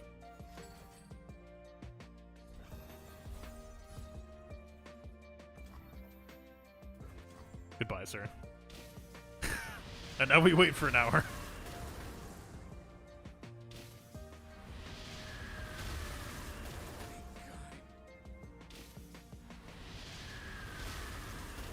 Wait, his Kench is still dead. Why did he do that? Okay.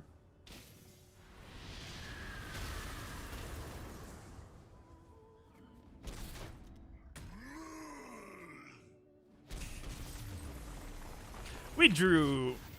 I mean, I don't even know if I could say we drew favorably there. We had some nice tools. Honestly, the third Ruination was just a really nice insurance policy. Because that second Ruination was maybe a little bit questionable. It was mostly just good. It was actually like a better Ruination to kill my own stuff than anything. Because there was never really a situation where I was ever gonna get my units killed by blocking him. So it was just a nice way to set up harrowing a little bit more successfully without giving him his win condition. Alright, where even are we at? Damn, we're at 60 after a win? Ugh. Man, the few misplays I had in like that Demacia match and a couple others really snowballed. We would have been positive LP, I think, if not for those. I guess that's just a part of being bad. Letting to play again. His deck runs Petty Officer, which gives Whale some value. We could keep these. Okay, 2 is maybe a little bit much. Actually, it's okay. They're, like, we want to grasp her, we want to grasp him. It's fine. I'll burn for what I've done.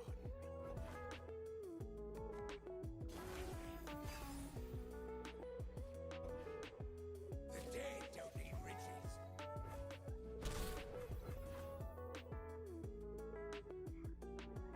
So yeah, our Nexus right now basically has... Wait, what? 28 health? That dude's gotta get through? An Undying deck. But this might just be bait. So this, if it's a full-blown Undying deck, this is actually a nightmare matchup. This is like one of the few decks that feels like a really, really rough counter. Wait. God. Is this happening? We can just turn this into an Undying Mirror. So here's the thing. This unit just comes back permanently unless it gets silenced before it dies. It'll always come back and always gain +1/+1. We can just... This is gonna be bizarre. We'll keep this permanently. Even though it's temporary for this round, it doesn't matter if it dies.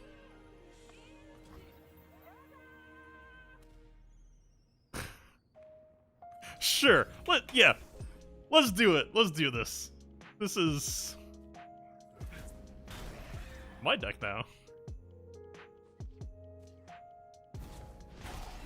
So the reason why his deck is so effective against control decks like mine is because no matter what removal we bring, it's just going to come back next turn. So we, like, in the process of trying to fight to stay alive, we're always just gonna,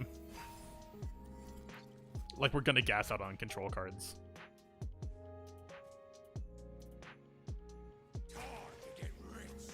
Also, they can't block, so not really. It's basically just like an offensive pressure tool. Just tries to like fatigue your opponent out over time. We have a lot of healing. I think we can just take this. Develop ours more.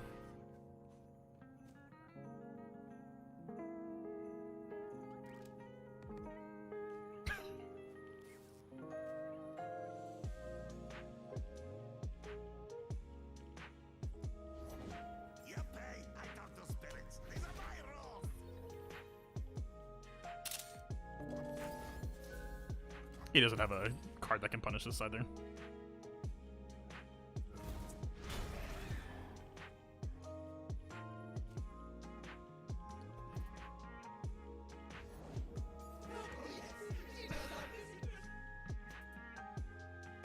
We will just remake an entire board of Undying if we did that.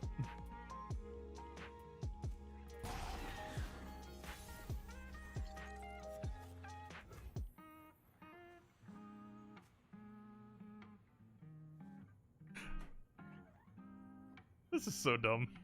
This just makes me happy.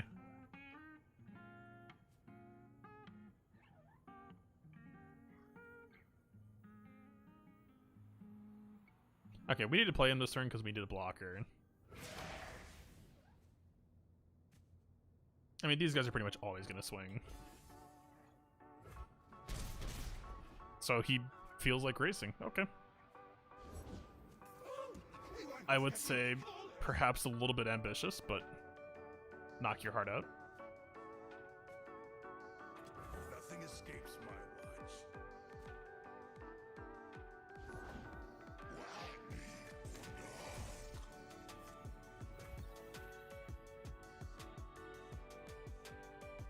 If we could find Ruination, it would actually be pretty nice here.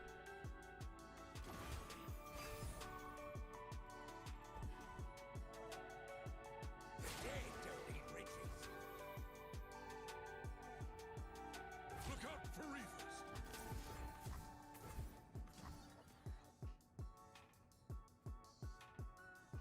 If he's a full-blown Undying deck, he actually could push a lot of damage here. We'll see what tools he's sitting on, though.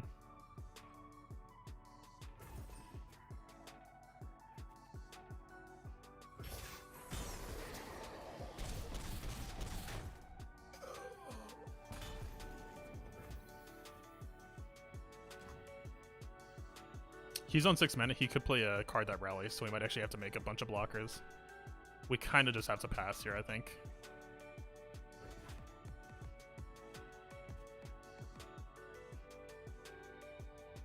Plus, he's burning, 6 mana, potentially.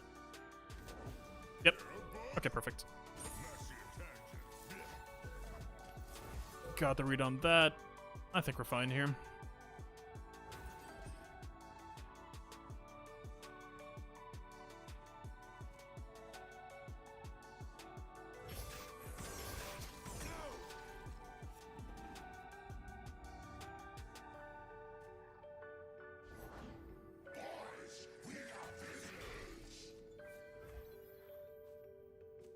So he's one off from killing us right now. And he doesn't really have... He probably doesn't have a card that can push more damage. 2 off. Math is hard.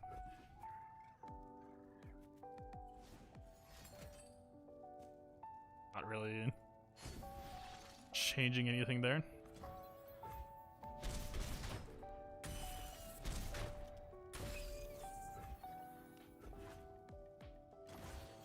So even if he drew Ruination, it wouldn't really... Ooh. That'll make a difference.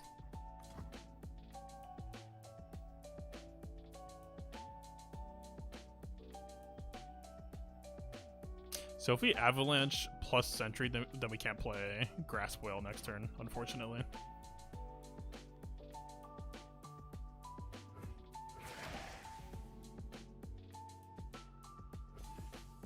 We'll see if we can get him to develop one more thing with or to play into Avalanche.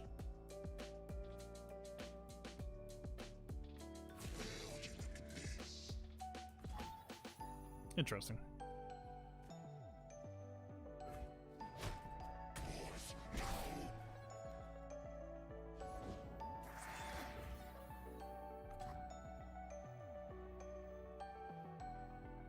Sucks that we're gonna kill his Undying. It was already gonna die anyway, so it actually doesn't. It's irrelevant.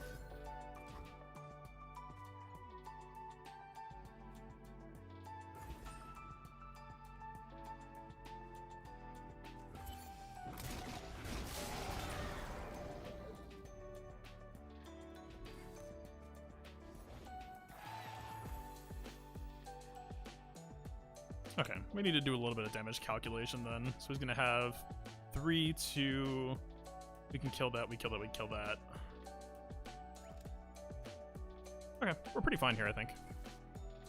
1 plus 8, so we can't play a 2 cost.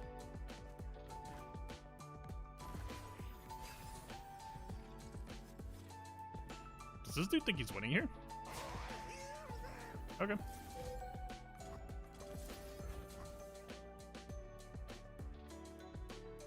Again, there are some buffs that would give a unit like +2/+2 that could finish me off here, but otherwise...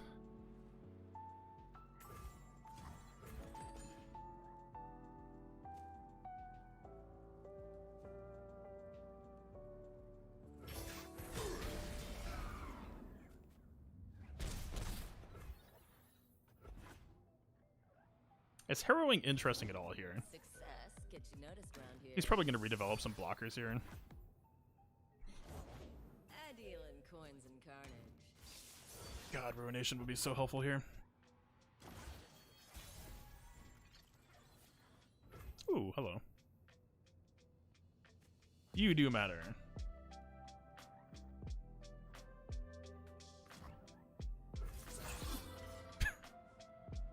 Would it be a game-winning play? Still looks kind of funny.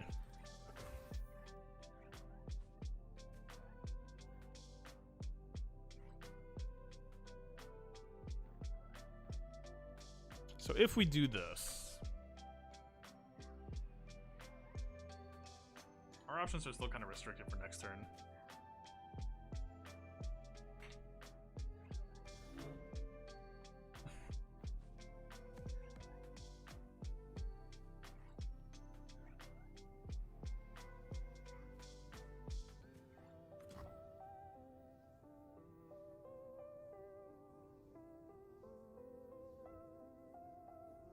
These old eyes still see far and clear. So that card Ruination I was talking about, if he plays it, then I don't think we have a way to play around it. We are effectively kinda hosed. Welcome to the tipsy hour. He'll probably do it here if he has it. His deck runs 3 of it, I guarantee you.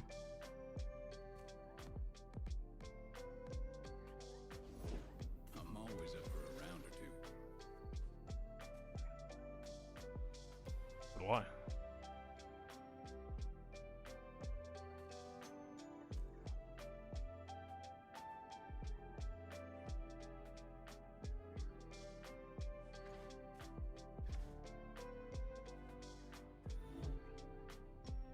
So if we kill this, it'll just stun this instead, which isn't exactly helpful here.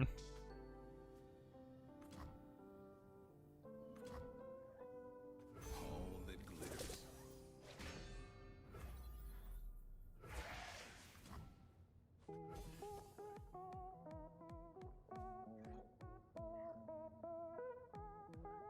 Make it worth my while.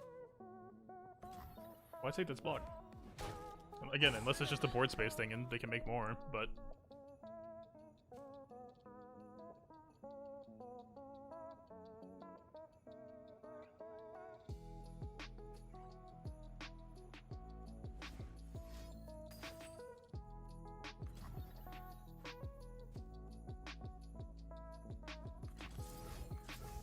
Ah, it still makes it. That sucks.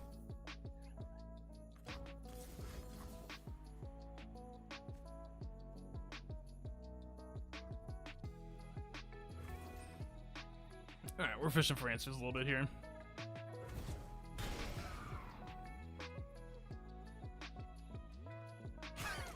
Not helping.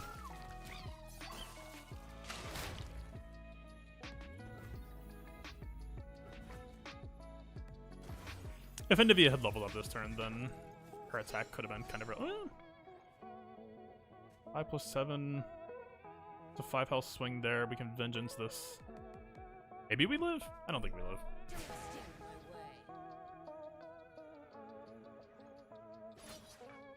my way. Okay, that helps. He should be dragging it over here.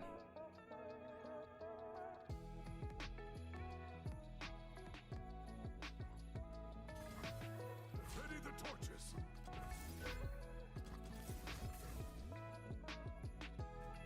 We're still stable, and we have Nivea leveled up next turn. Weird.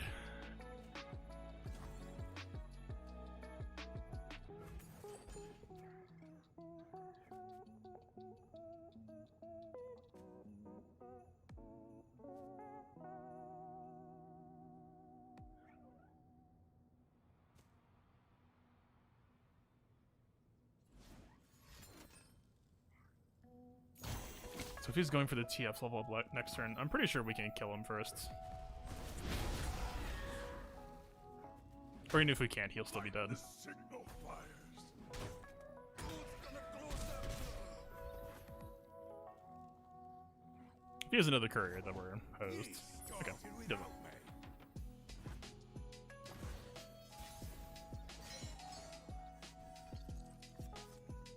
me. Yeah, pretty much no choice. We just slam into V here. A new era begins.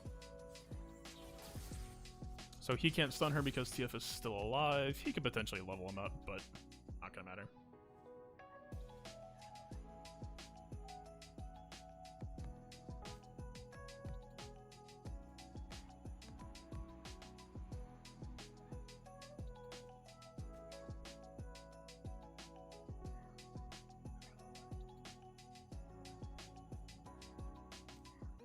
So we'll end this most likely with 2. I think there's no way we can't play Tavern Keeper here and blocker plus heal 3. I'm gonna take it back. He can stop into view. I will be reborn.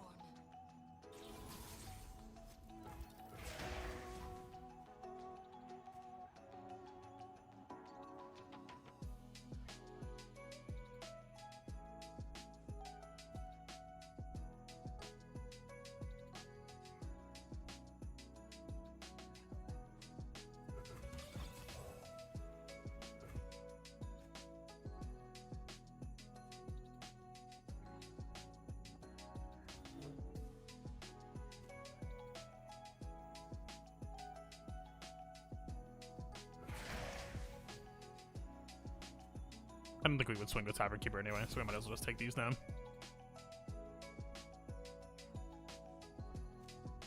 got some fight here. Not my first gunfight.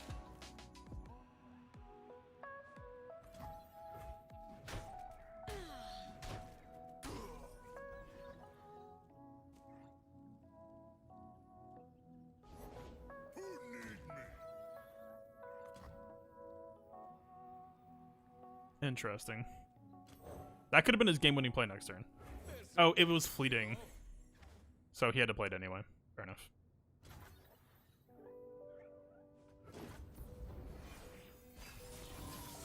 This is our time.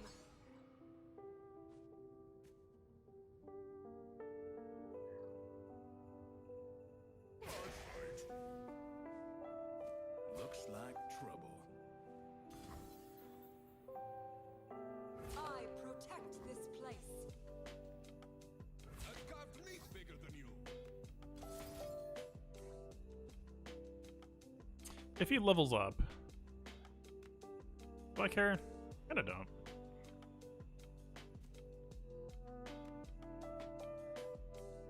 I mean, he's pushing 10 right now. He's pushing 11, so Catalyst wouldn't save us. We have to Harsh Winds.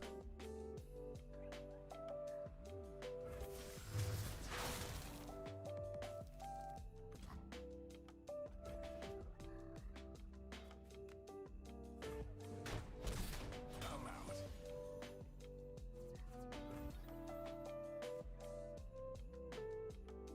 I think we pass here. Nothing like a stink. If he happens to have a courier or something. Reach up. Keep teeth.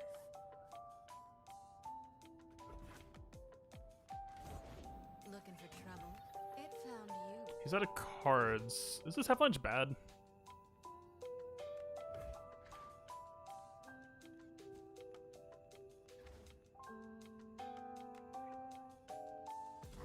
It'll give us a good harrowing.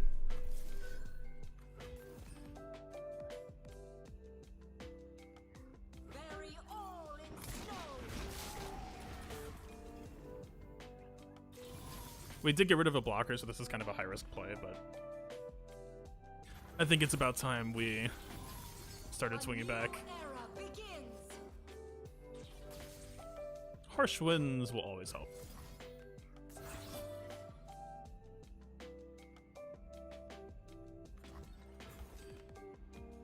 I don't think there's anything he could have in his deck that would threaten us here. We just get to do this.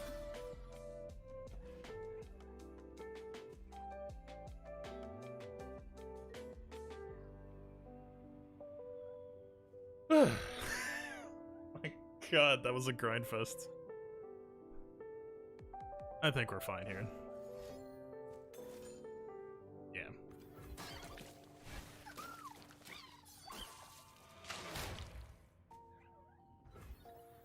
I want to reiterate, this is a bad matchup for us. I know what I Like, these are such a nightmare to deal with. And honestly, even, like, yes, we made some of our own, but they didn't really actively contribute to us winning for the most part.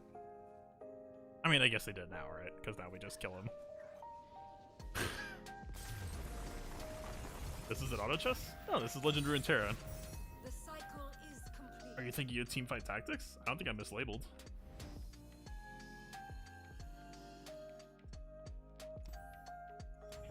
I forgot I haven't even started climbing an arena.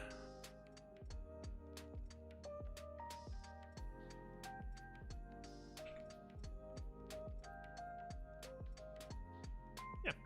It's labeled Runeterra. What are you talking about, Vig?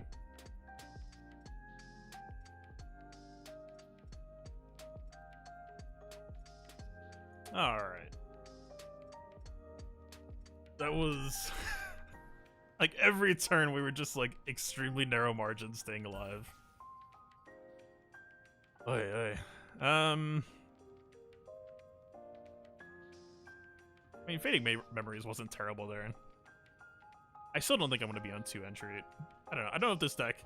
like, if we had... like, there were 2 or 3 games that I should have won that I effectively threw, so we would have been ahead on LP today already. We just need to stop misplaying. Just trolling. Yeah, this is from Riot.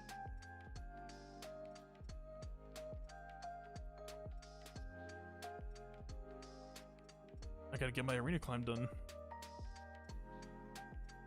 I was a Galaxy of Heroes. Oh my god. I went to an arena battle and it said my roster was just empty. Yeah, Riot actually makes games suddenly? Who knew?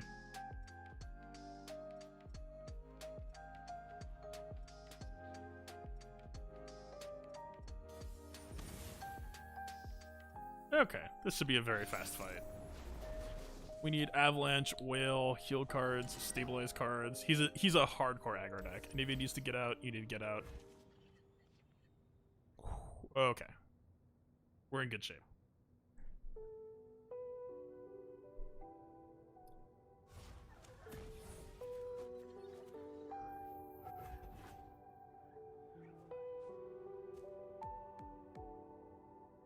If he passes here, we're kind of happy. He can play multiple units for 1 mana. The sun rock got me good. Just like that. We don't have a viable play until turn 3, so... yeah. As you can see, you can imagine why I'm happy to have more than one of this card.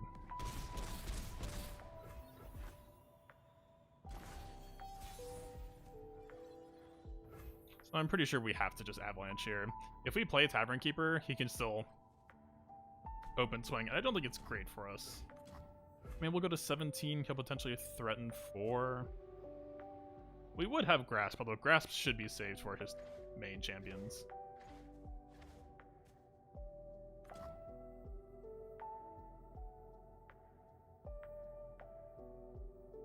He could swing at us really, really hard if we... yeah, we have to do this. No choice.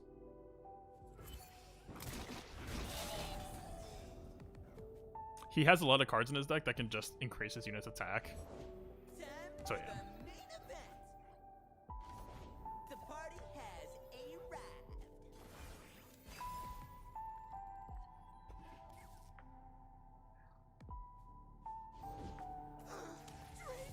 Hey, kiddo. Dig your get up. So if we grasp Draven right now, it's a +6. If we Avalanche, we're stopping 4 from happening. Don't have a viable play after. I don't think we're supposed to kill Draven this turn. I think we would actually take more damage if he has vision.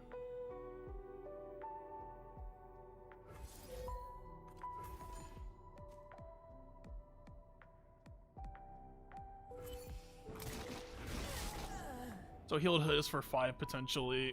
We'll go down to 9. We can go back up to 12. Okay, not even. That's fine.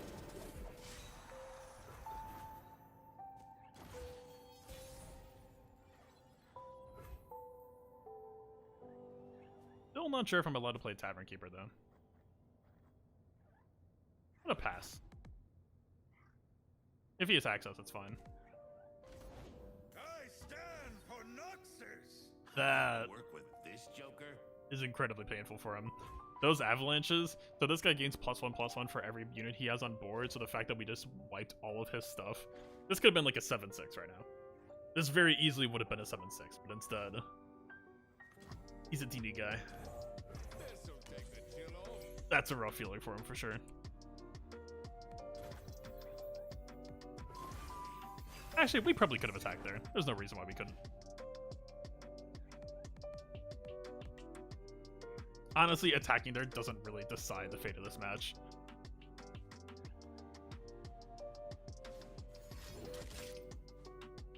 Now we're cooking. Let's boogie.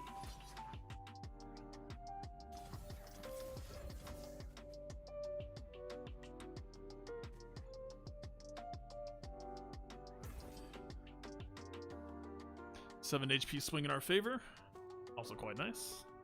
We are starting to run out of tools, though. Yep, there's that card I was worried about. That's also why I was so focused on controlling his board. We're taking 2 damage, basically.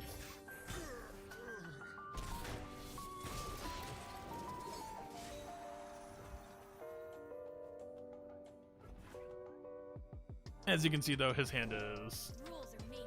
running out real quickly. You should try blinking. Okay, shield level up. It's not going to be super great feeling for us. We might actually just have to ruin it.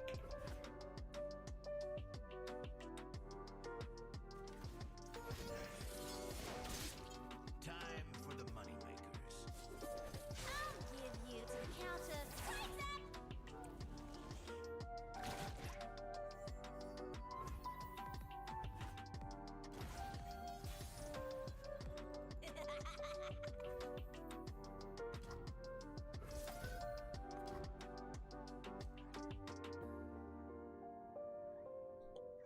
It's not an amazing feeling play.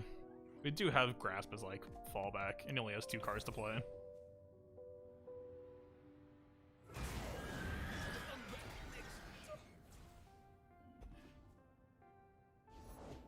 I was wondering if he would have another, because she's out of Grasp range.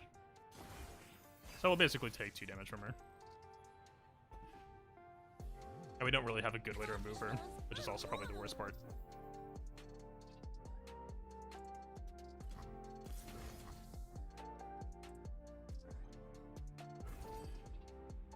We can cycle a card by playing a 2-cost guy here. So her level up, she's going to play a rocket. They'll deal 4 to our face and then 1 to all of our stuff. They're out there. So we can effectively cycle cards just by getting these guys killed.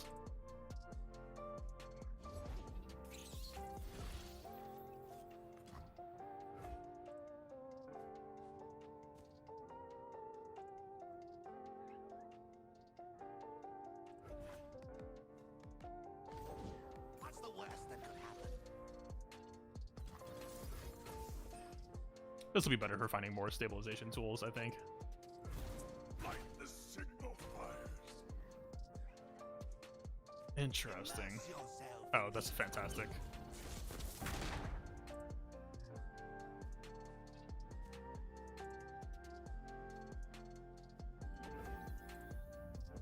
I wouldn't mind grabbing that guy, I think.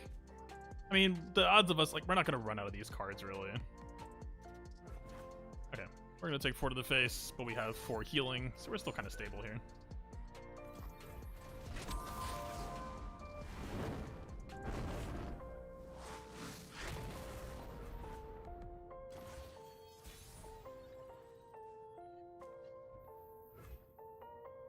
I think we're probably just supposed to go for the immediate whale. If he has a 3rd Jinx, I don't know what we're really supposed to do. I don't know if there's really ever an answer there. Actually, you know what?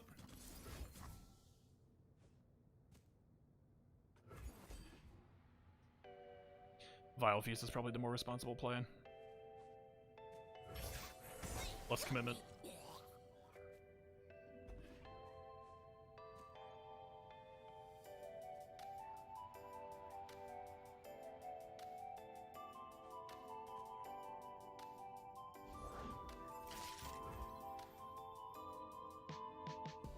Interesting.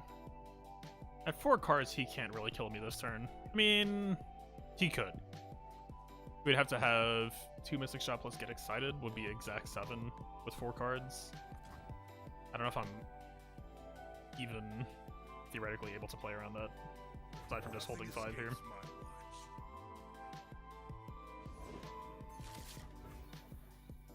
Still representing. Okay, he played a card. Never mind. I take it back.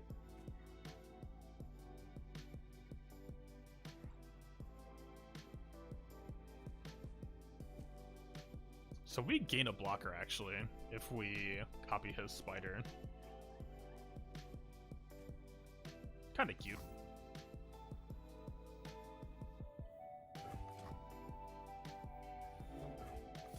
And if we do this, then we actually get a glimpse target as well.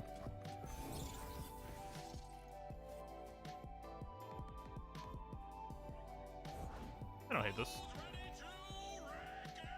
That's gonna be painful.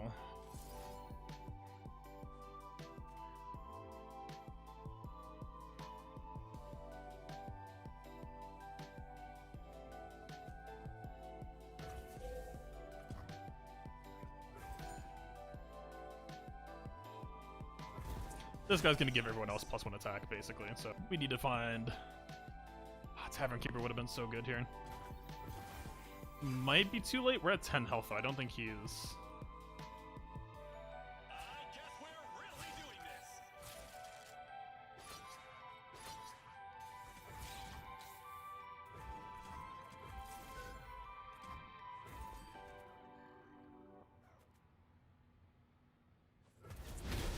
Okay.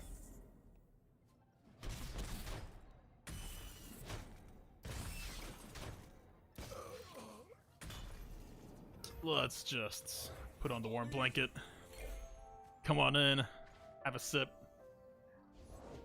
Rules are made to be broken, like buildings or people. He does get the 3rd Jinx. Alright, you're just... trying to be a problem, aren't you?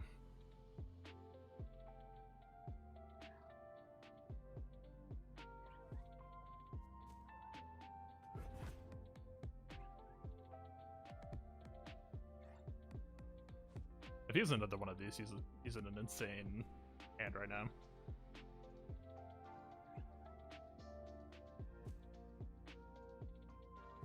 And actually, we should probably just Fading Memories. Yeah. Where is it? Almost definitely.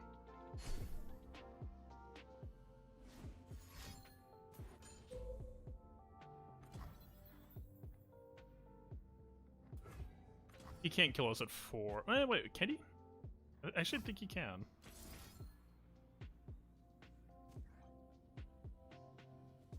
I don't know if his deck would run a card called Decimate. It's slow, cost 5, does exactly 4.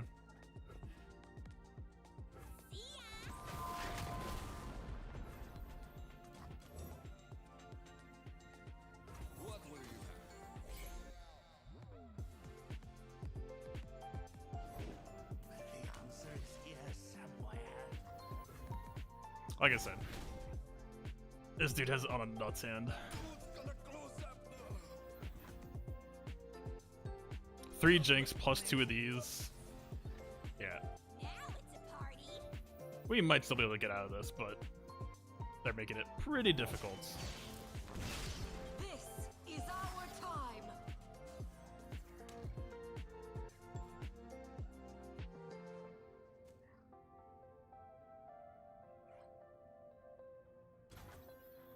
You guys see a way to win? I mean, Snow, wind, we're resetting a lot of his board at the very least, and we have 4 healing in hand. Not the worst.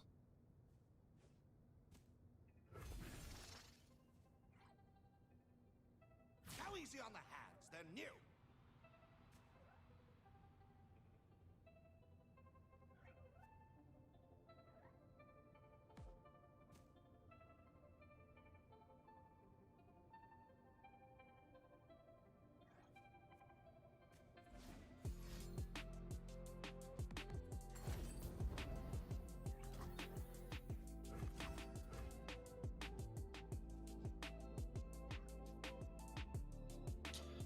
Do we need...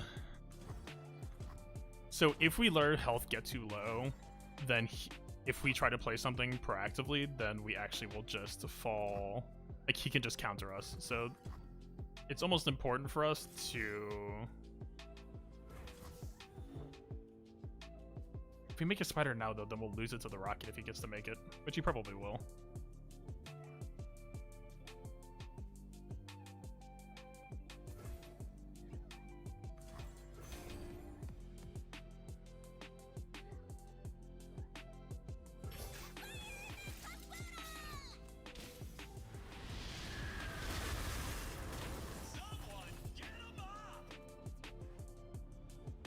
Also, he is working with.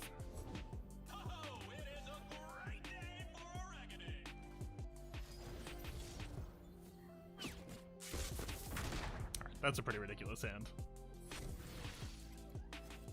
This dude is on an insane end this game. We could top deck whale, so it isn't necessarily over, but yes. It's rough to say the least. If we top deck whale, we're actually still fine.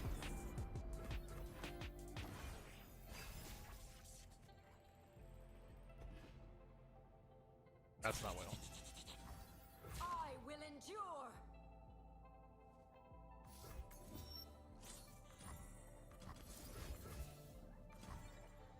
I protect this place.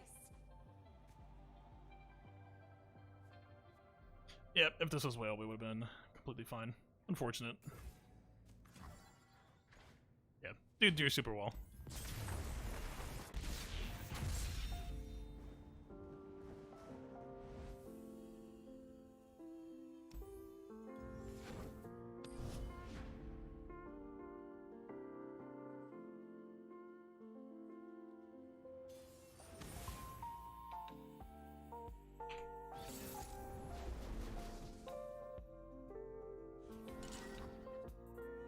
That's a bad matchup. It's not, well, I don't think it's unfavored for me. It just depends on, it kind of depends on draws, because, like, if I have good consistent board clear and sustain, then he just kind of auto loses. But at the same time, the dude had, like, an extremely good curve. Or that deck typically wants to be on. Alright, Ruination, good. Vengeance, maybe take it or leave it. Let's keep it.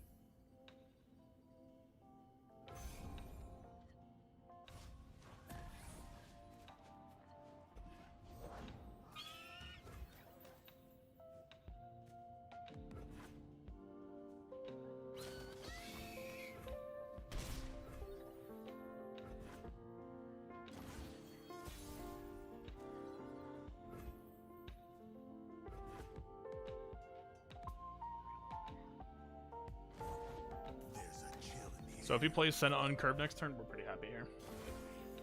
Avalanche just completely shuts down all of that. Bring in the heat. Honestly, still a pretty good Avalanche. So we're at 16 health.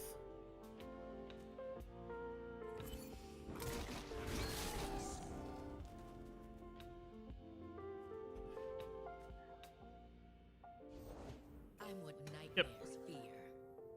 So we actually could have gotten a pickup on her. Interesting. Oh.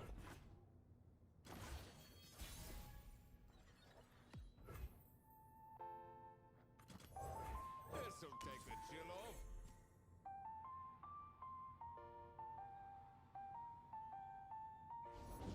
Yeah, I'm up. So we can make a copy of him and we'll keep a 3/4 permanently. It's not bad.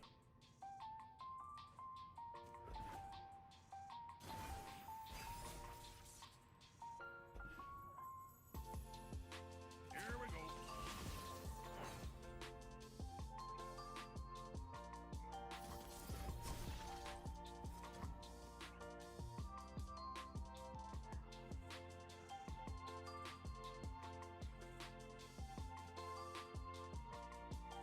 We kind of have to have a blocker here. Talk about your death.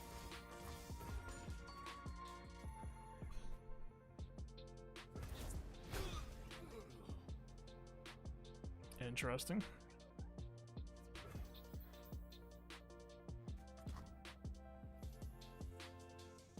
Nothing escapes my watch.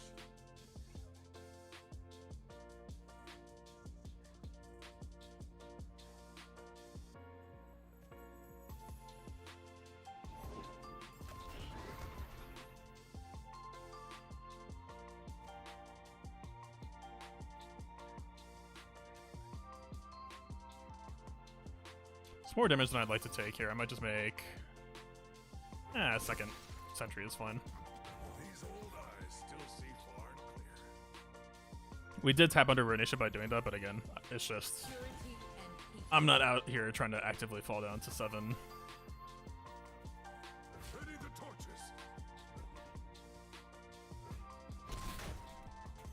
Light the signal fires.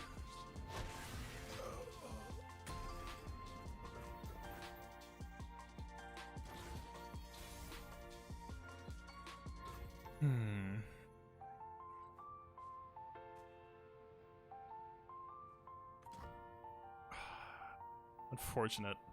We could combine Grizzled Ranger with Chronicler of Ruin. We could actually make a pretty formidable front line. Because we'll just make another one of these and get a 3-3-4. It's not really realistic here, though.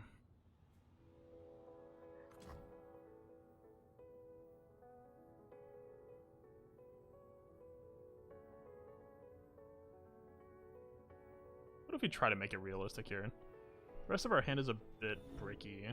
If we pass... we're taking more than I'd like. Slow down, will ya? If he rallies here, though, it's going to be really awkward.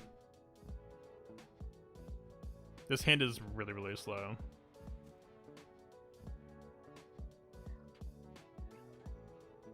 If he passes back, I think I take it.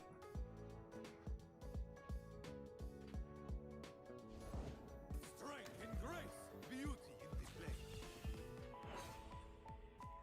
This will not take long.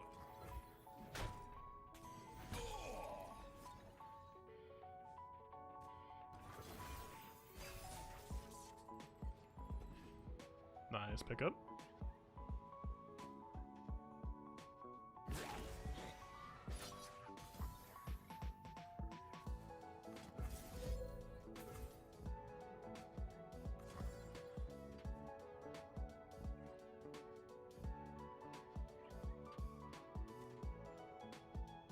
We're forfeiting a lot of reactivity by doing this, but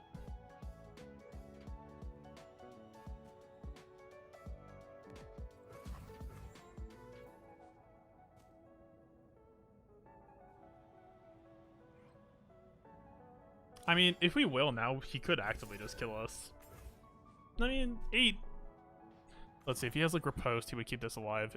We would go back down to 3. He would have to have like +6 damage basically. It could happen, but whatever. He probably has a 1 combat trick, 2 I don't know about. It has to be 2 specific ones. Not... This should be face damage, what? Like, why not put that there?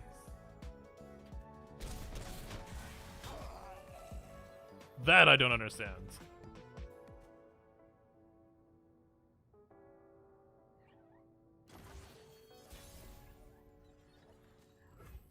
We are in an awkward spot when it comes to Ruination, where even if we ruinate it now, he would have a full turn to roll up for open attacking, and that puts us in a pretty weird spot. Best we can do is like Vengeance and Response.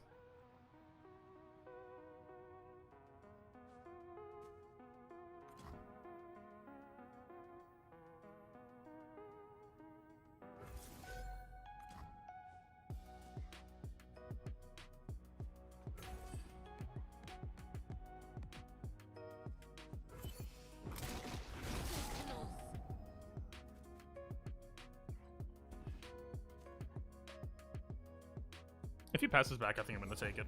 Dangerous waters.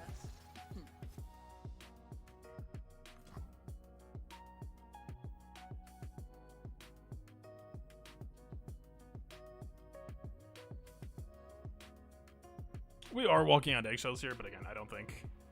Something ancient. I think we just have to go for it.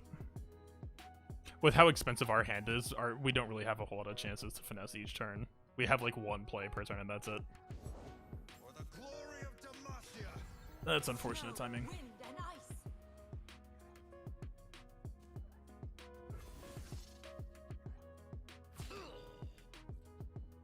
Rend the skies.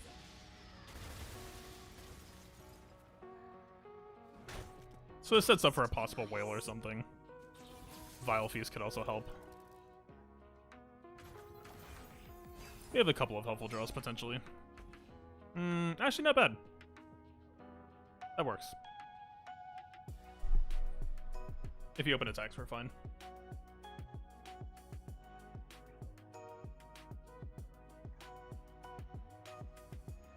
Always forward.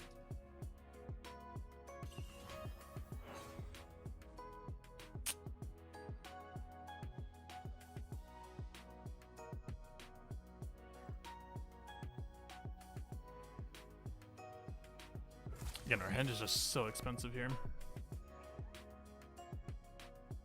So we take 2, get into 6. If we play Rekindler, we're taking potentially 5, but he has like a full hand.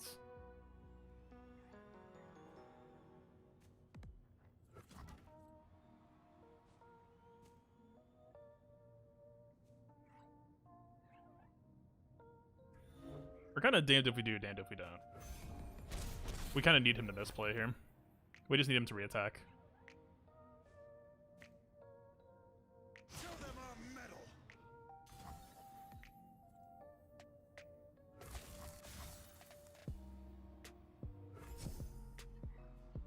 If he has Rally, he could still win here.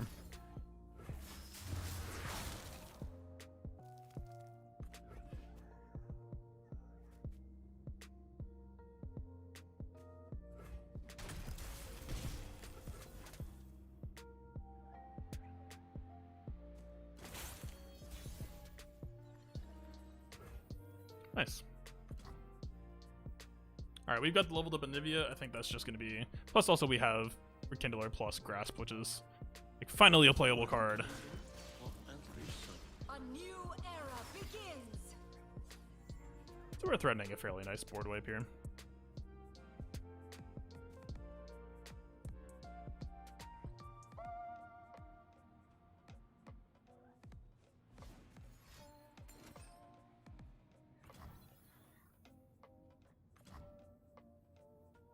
He could have 2 of these.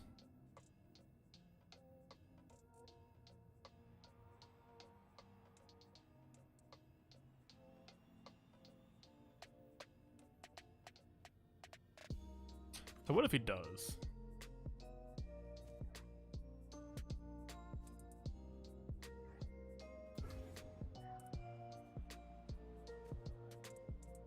We keep a blocker, and he's removing one of his uses for free right now.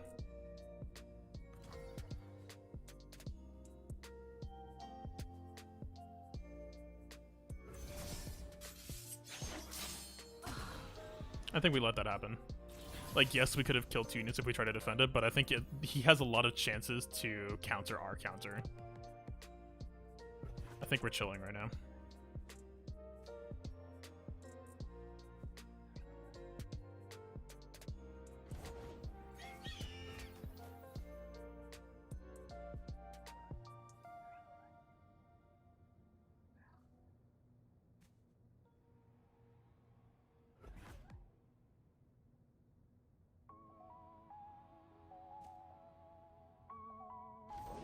I'll defend these forests to the end. If he has a rally, we're in trouble.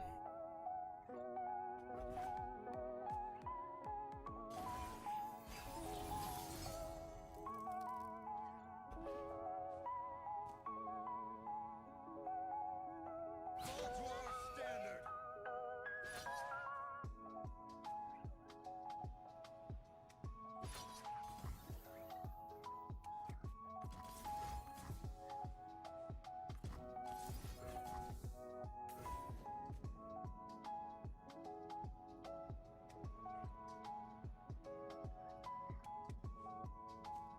I mean, it works.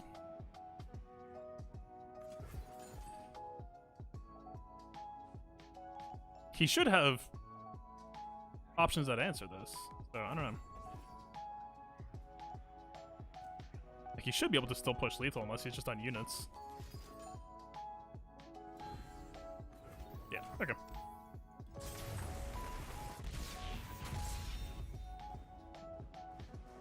I don't know. We had so many, like, top-end heavy expensive cards that it felt like any, like, I didn't end up really playing much removal. That was a mistake. I think maybe we should have aimed to Ruinate at the end of his turn, like after he attacked. I don't know how often we're in a position to do that, but that would at least give us the most time to try to redevelop. The biggest issue there was honestly more the Rekindlers than anything. Rekindler with no Anivia is just a complete brick card. 7 mana for 4/4 is a game-losing stat line. Okay, this matchup I feel pretty good about. I don't even know if it's necessarily supposed to be a favorite towards me, but I know how to play it in a way that feels, I think, pretty nice.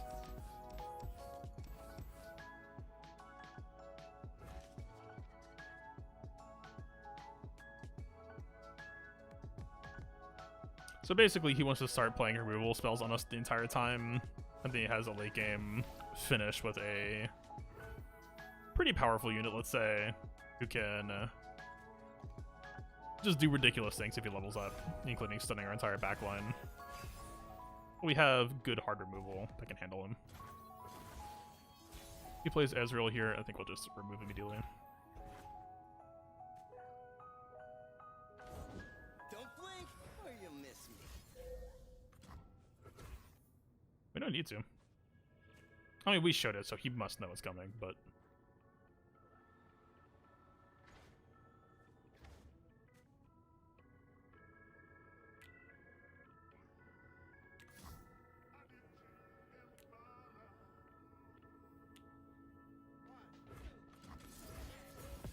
let's not push it. If we played Catalyst, we could have potentially set up for an 8 on 5. It's 5.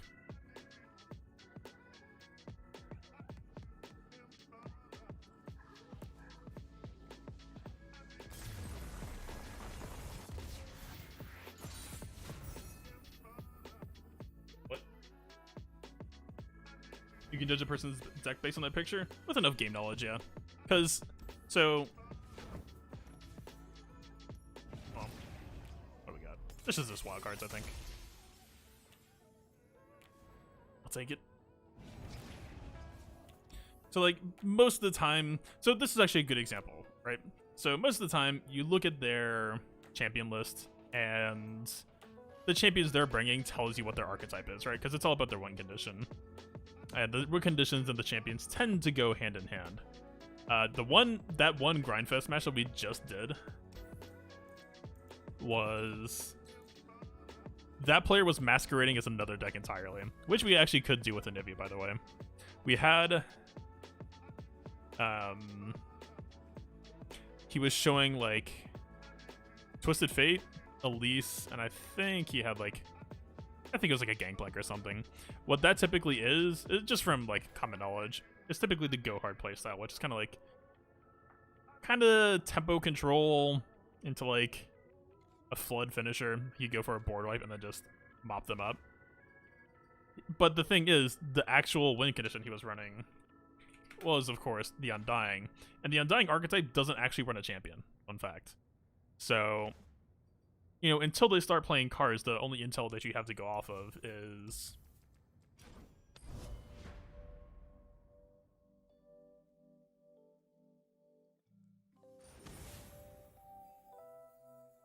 this screen, for example, right? You can see their champions, and who the champions are tells you, like, okay, Yasuo, his whole identity is all about stuns. He can't really fit in a deck that isn't really built to revolve around this, right? Unless it's a bluff, unless it's like, you know, Ionia doesn't really tend to run bluff decks, but like sometimes there's like elusives that aren't really champion reliant. You could like bluff Yasuo into like aggro elusives, could work. You get the idea.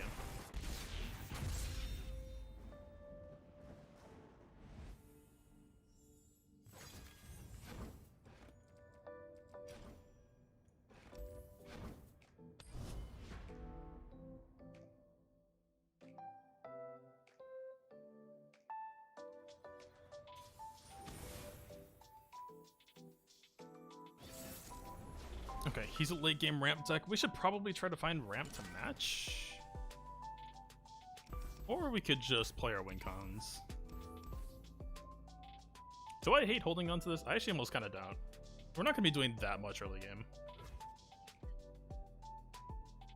Kind of a useless card here.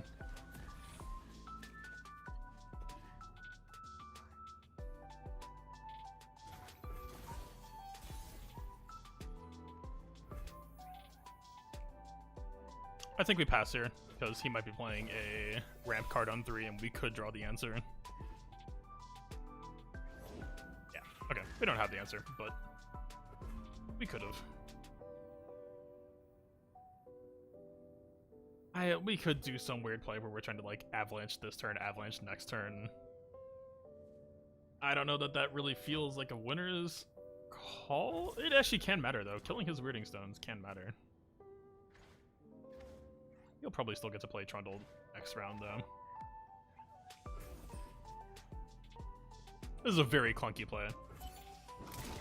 But also, Avalanche is pretty much never going to matter the rest of the time, so...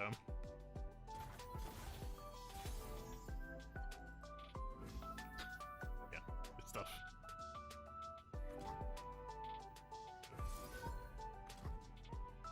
This is just ridiculously inefficient right now.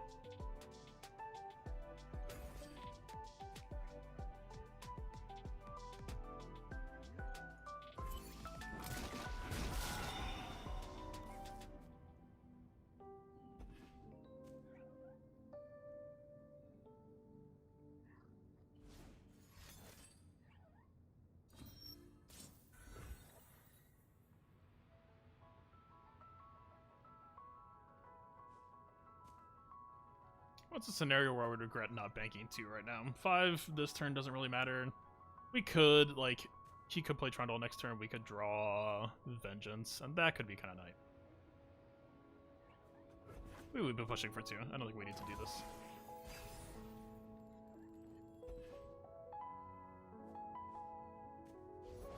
These are troll lands. Nothing escapes my watch. Big cards demand anyway. True. Very true. I'm at least trying to play around potential top decks here. Keep it in mind. Not. Floating 5. He's probably worried about Grasp. I would love to Glimpse right now just to try to find Cycle. I don't think we get to do that. I think we just focus on developing our win condition. Actually, speaking of, we could actually... we could have bullied him for 2, but again, I don't think it really matters much for this matchup. Let's just develop her. Parchment's also very, very relevant. If he's playing Field of Rush, it's going to be stupidly good here. Snow, wind, and ice. Is there ever a situation where we've got blocking, or him getting killed? Not really. They look angry. Why, there's no reason to do this. A world in perfect stillness. I'm completely happy to get Anivia killed here. Ever watchful. If anything, we could get a good glimpse off.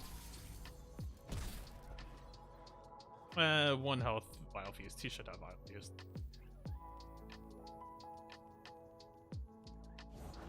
Leave your bags at the door. Sure.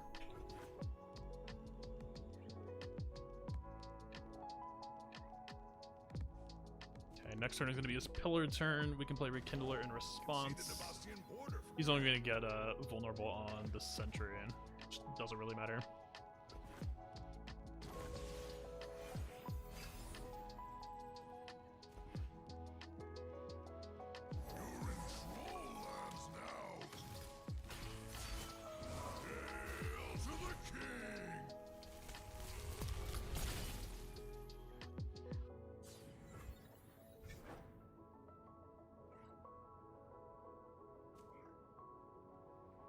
So ideally, I'd like to pop Ruination when they pop Field of Rush, as long as it's on my turn.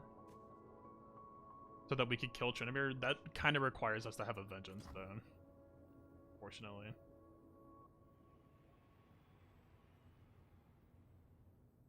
I mean, he's not playing FTR this turn. I don't know how much he could do. He could play a Trinimir that would maybe feel awkward. But I don't think we would harsh winds that anyway. I don't think we can harsh winds until he plays Field of Rush. In Avarosa's name.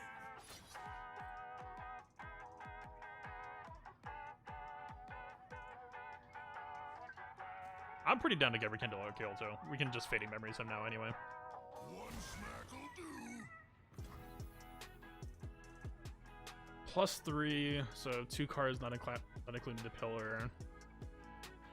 Could be Ruination, could be Field of Rush, could be True to Mirror.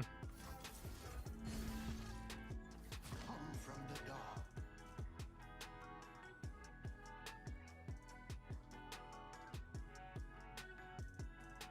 Ah, we're not gonna glimpse that. No way.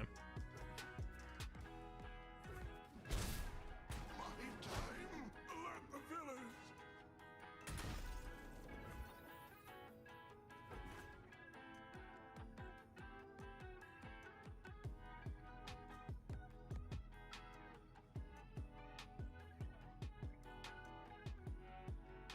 Attack on the 2-1 looks off. I'm not sure. Like, he would have pushed us for 7. I don't know. I agree. It was bizarre. Right, like, if he had pushed us for 7, then suddenly we're getting into, like, we're starting to approach atrocity ranges, which puts pressure on my harsh winds, and that's just... Is he gonna Avalanche and kill his own Trundle? I mean, it's not the worst play for him, but, like, he knows we have a second Rekindler. We actually could just Harrowing. If we Harrowing, we're getting 3 Anivia, I think? Whatever, have at it. Tomorrow we rise anew. I don't agree with how this person's playing. I mean, 4 mana, he could just play, like, 2 Vile Feasts. Okay. This is actually the combo I wanted. So we can Ruinate if he plays Field of Rush and then Vengeance the Trinity round open attack. I don't think that... If we pass, I think it's a little bit too easy for him to just push us. Like, accept the passion, just... If we were going to be on 10, maybe, whether they would revive.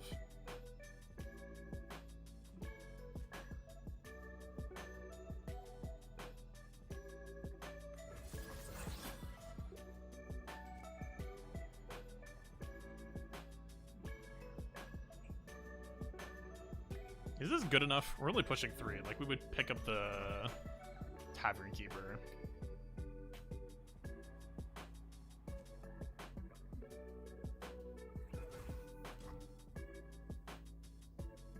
I mean, if we do this, it's our only real viable play this turn.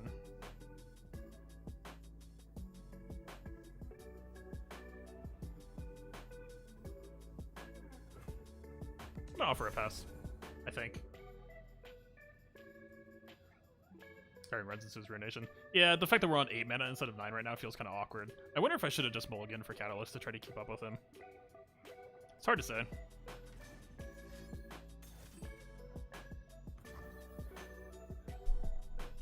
Patience pays off. Always. Always, always, always. What a stupid play. I don't think he should have done that. What's...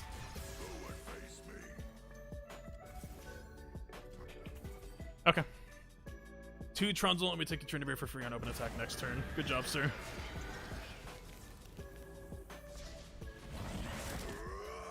God, getting that Vengeance was so incredibly important here then, too. This is our time. Do it.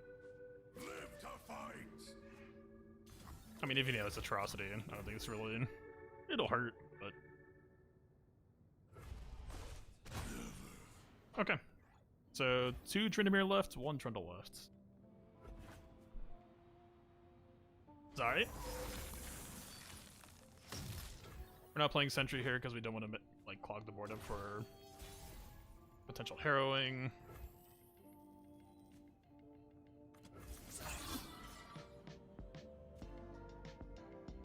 Like, if we played Rekindler this turn, we would make harrowing better by 1 Anivia. Will I care that badly about it?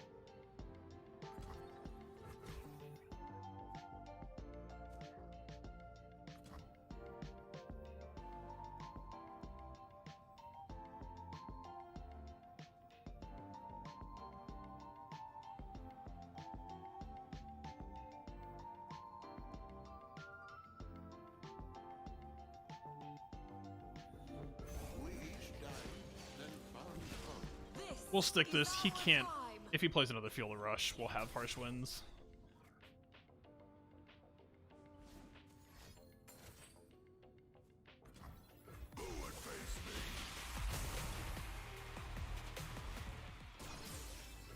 I think I'm feeling just going for Glimpse here.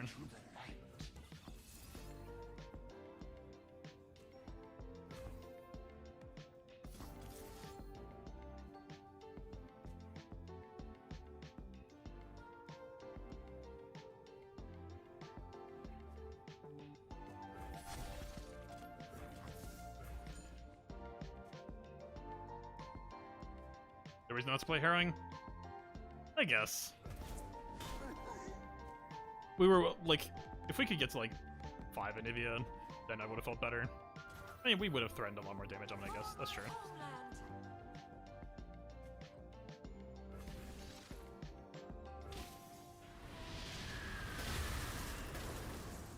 Homeland. Yeah, those are a little greedy.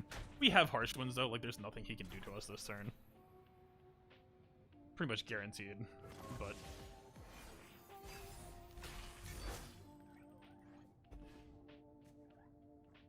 This'll be a slaughter.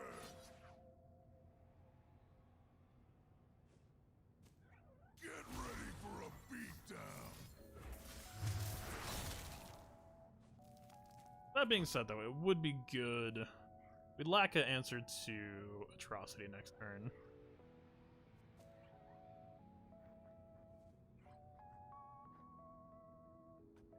I mean, he's not within Atrocity range, so it doesn't really matter. Double Atrocity, I guess, is a concern. I don't want to play a third Rekindler. Because at that point, we'd lose Anivias on the Harrowing. Right now, we're at 4, and 4 is about the most we're going to get.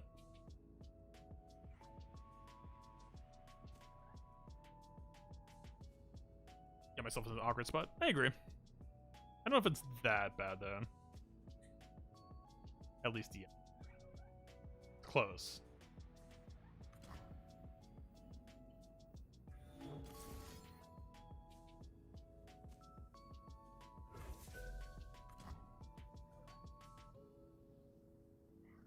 I don't think there's anything he can really do this turn. So if we just do this, we'll set up for a better Harrowing next turn. Just for mana efficiency's sake, I think. Maybe there was a call to do Whale instead, just to kill the pillar. He's just gonna make another, though. What will you have? Still within Harrowing kill range.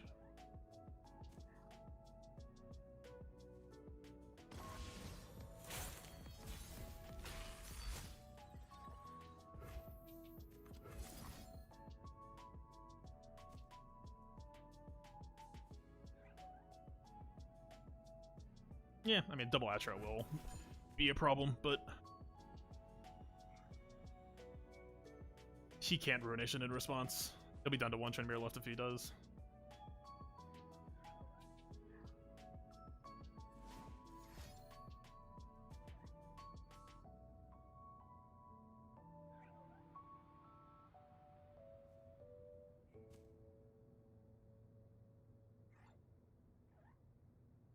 If he shows 2, I'm concerned.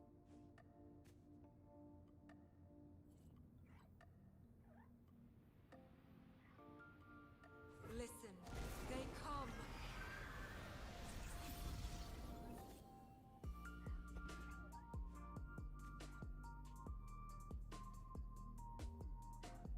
Yeah, this should have been a Harrowing 2 turns ago. I agree. I don't know. I'm not sure what I was concerned about. I still just kind of hate tapping this low. I felt at least a little bit reactive spending 7 instead of 9, but like he didn't, like most he could have done maybe is just like Ruination plus Avalanche would punish. But he can't. Like now that he has FTR on the board, actually it does make this a little bit safer for me. Wind and ice.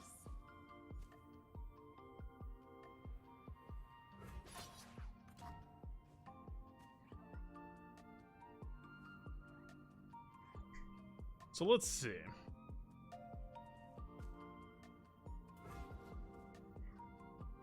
This Trundle is a problem.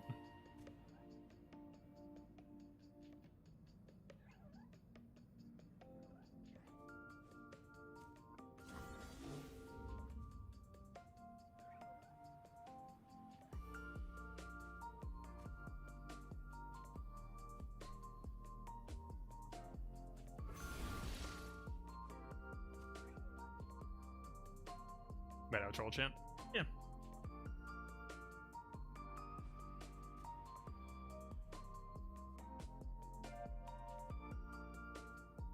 I mean, the Trundle.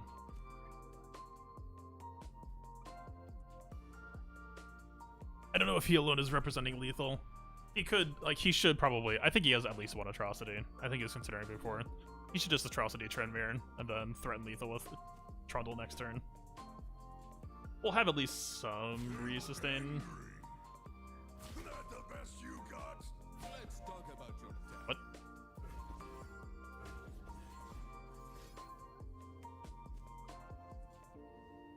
Troll Tent saves him by 1, but we have Vile Feasts. He actually has it.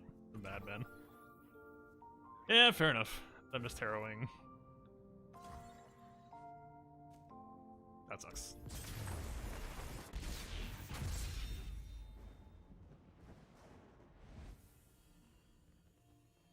Yeah, I don't know. I would need to rethink on. I don't know. When I played that Rekindle instead of harrowing, I'm not sure if he had a 13 or 12. If he had, okay, no, not this time. I'm just gonna go back to the normal playlist.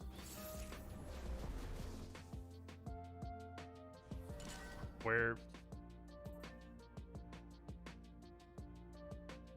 Stop. Relax. Pirate aggro. This is a pretty okay hand. Maybe would prefer an avalanche, but I don't know if I can be that picky.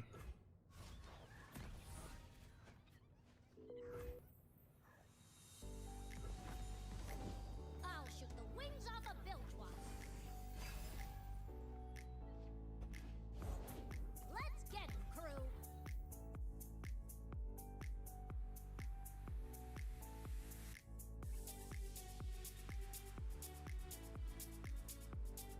We would stop 1.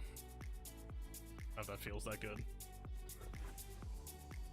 We'll be 19.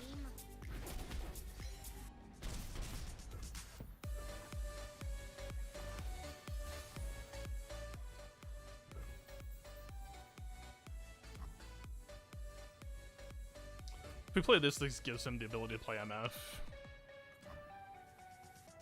I don't think his deck really runs many tools to defend MF. Biggest thing would be like Noxian Fervor.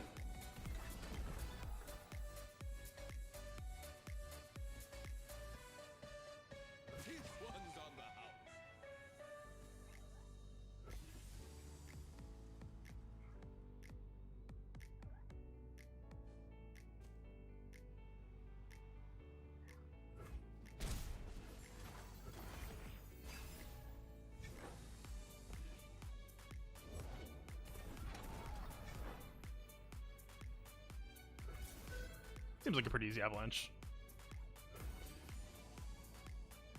How many masters are there?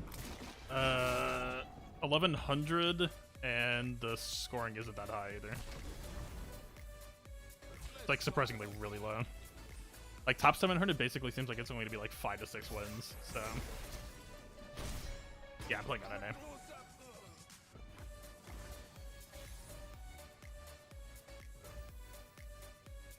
Damn. That's impressive. Honky turn. Dead men tell my tale. That attack was maybe bad. I think we should have passed. Because if you played GP, we would have had pretty easy barrel here.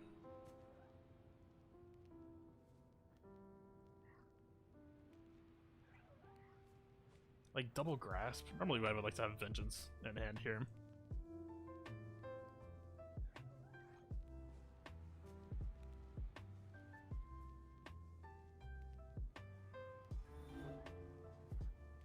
Like entry pass would be fairly mana efficient, but even then it's like, okay, we have an Anivia in hand. Great.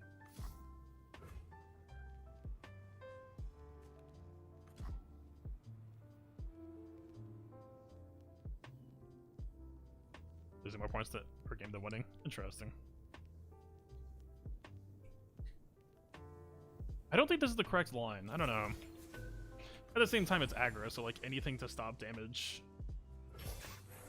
I would assume has to be the right play. He's threatening 4 on us.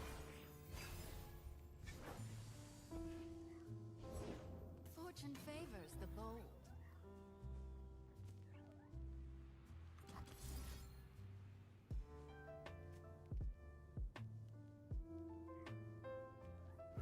Like Whale plus Vial could pick up GP plus Barrel.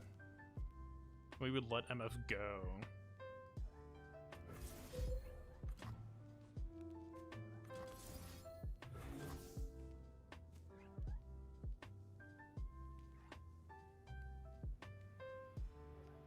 If he has Fervor, he denies us one. This play is a lot less exposed to Fervor, I feel like, than if we just go for a straight up grasp.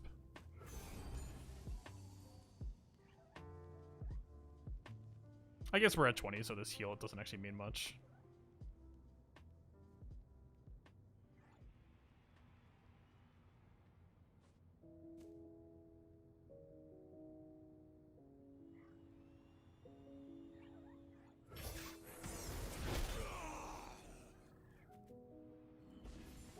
Time for violence. I think we need to chill on card spamming a little bit. Love ya.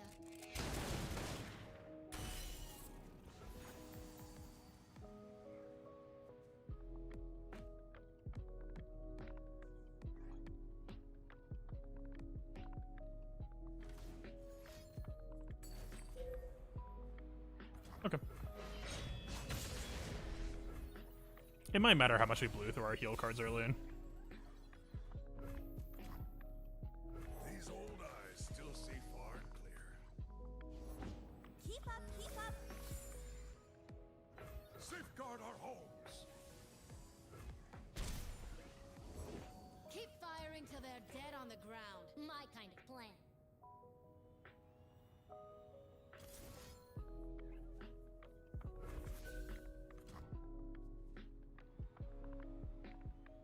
I mean, he's not flipping her anytime soon, but he still is within range for Fervor. I don't know that we can ever really play around Fervor, though, unless he just decided to tap out with, like, Rex next turn.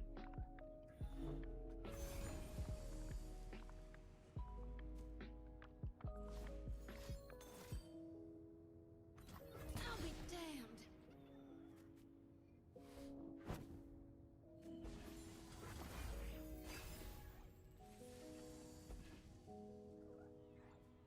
Open attack into Rex, I would assume.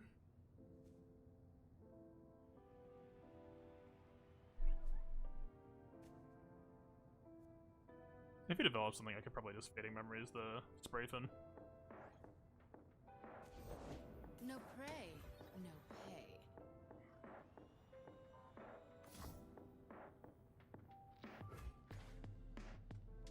So we get Glimpse, Feasts.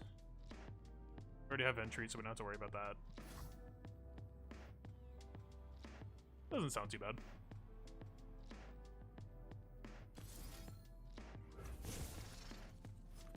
Gotta go with the flow. I don't mind Glimpse much. If he plays a card to try to deny my Glimpse here, then it's just gonna mean he's not going face with it instead, which suits me just fine. He has MF on board, so if he has 2 MF, he actually could make a rain, which could punish Glimpse. Let's do this. Finger on the trigger. I've got us covered. Why are you here?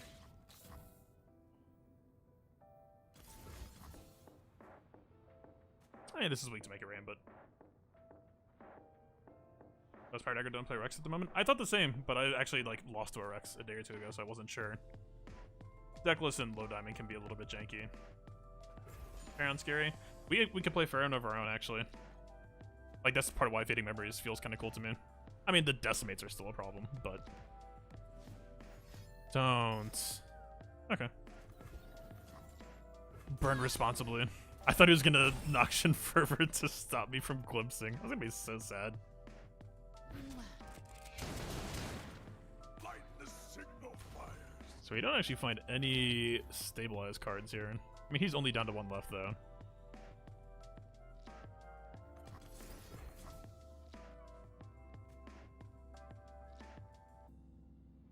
I don't know if he runs like Flock or anything. Try again. Tavern? Nope. Okay. Not even close.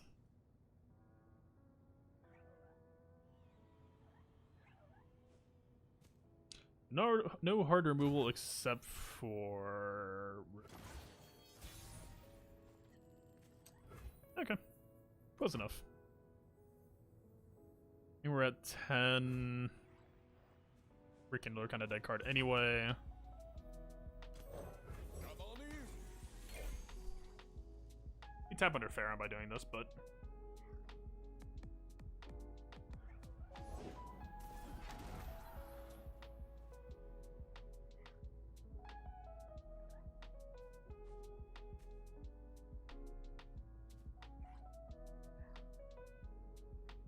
In Fading Memory, the Tavern Keeper doesn't sound that bad. It really depends on what that last card in his hand is, though. We have 7, so we can't, like, entry to Nivea. But Nivea's not leveled up yet anyway, so 1 AoE doesn't really mean anything here. Let's take this outside. Chronicler Sentries wouldn't be a bad way to finish this turn. I would actually... Well, if he blocks here, it's kind of all the same. Yeah, there's no way he's going to.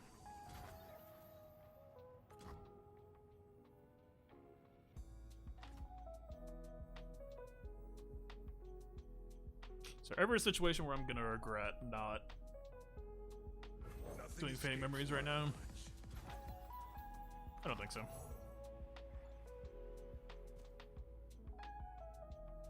No place for the kind. All this glib spam. Please. Just give me playable cards. Not bad.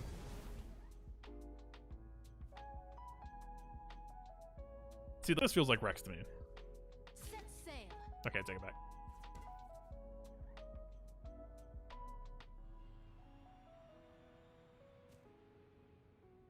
There.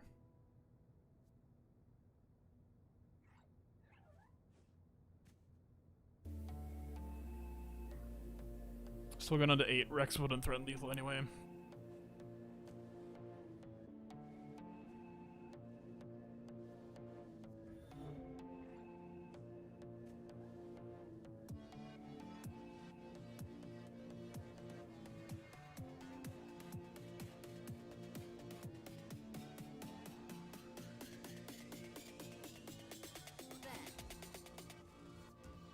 Time for violence. Then.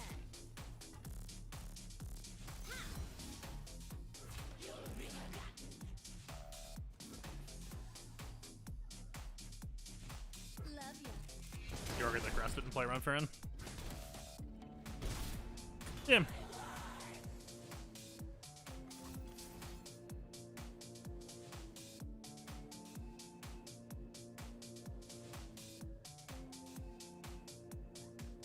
I mean, there's no real hand he could have that would, like, I guess double fervor.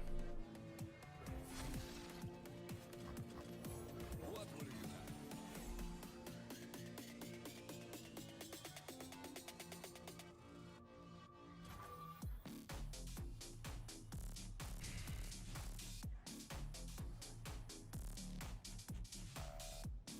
I'm guessing now might just be the point where we entry to Nivea?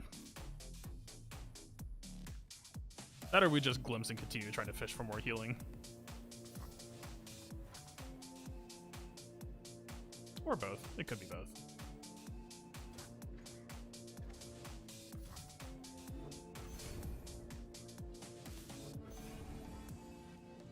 Let's keep options open.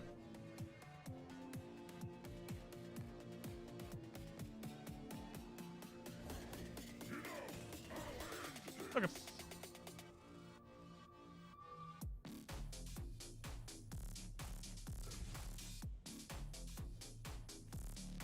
So we're 1 HP next turn, plus whatever that last card is, plus whatever he draws.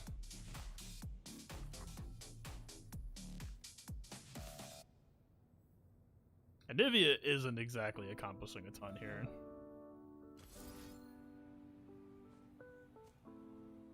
Like, we have Vengeance for Farron on open attack. Or we could just Ruinate next turn, I don't know. I feel like we gotta find heal sooner. Like, we can't wait for him to double decimate.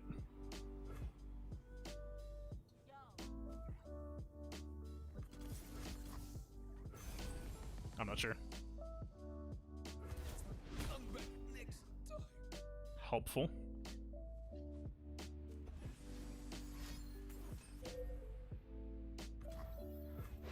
Oh wait, I didn't count the 5 this turn. Okay, so we're looking for a draw, basically. We could Avalanche to cycle.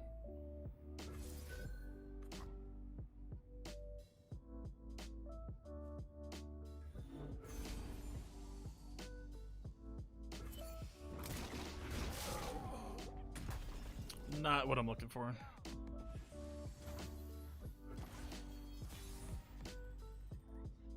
That's what I'm looking for. Warm house and hot soup.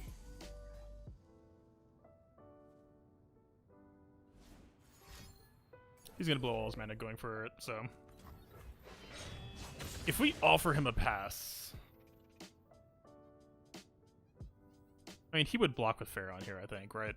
If we offer him a pass, I think his open attack becomes a lot more scary. Does it? We still keep the same amount of mana.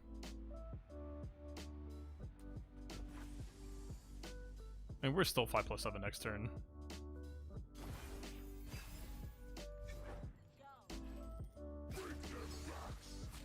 I've carved meat bigger than you.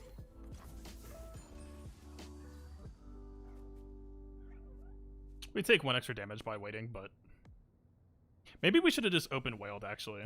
Like, instead of waiting for him to decimate, there was no reason to offer the pass. I'm pretty sure. He gets 1 free damage from this, essentially.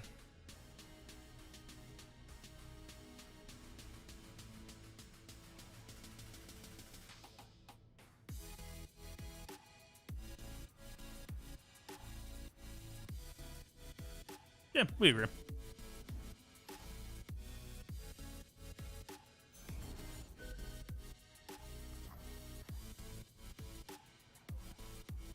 Am I sure? Never stop shooting. Who's gonna close up?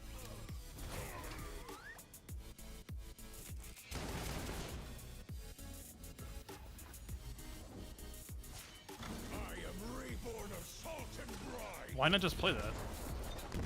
I guess Ruination? Neither the flames nor the depths could claim me. Oh, 5+1. Okay. So not wailing there actually did matter.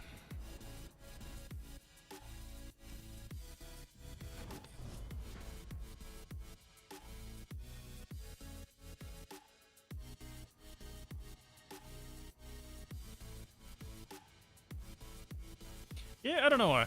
I guess I just assumed that, like, oh, he's got to play Decimate at the end of the turn, and Whale being fast, we can play it in response. I think I just overvalued the responsive aspect. Zed Lee feels like we just hard mulligan. Kinda nice. He can't play Lee on 6 then.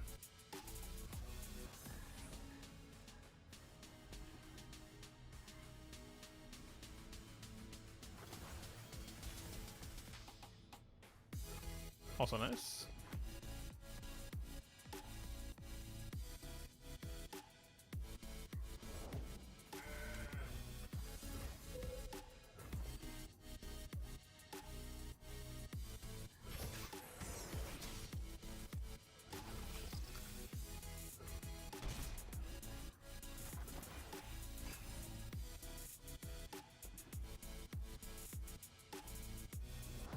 I am the blade in the darkness.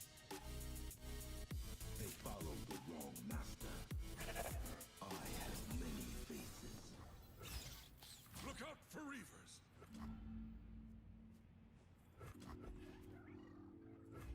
I am the shadow.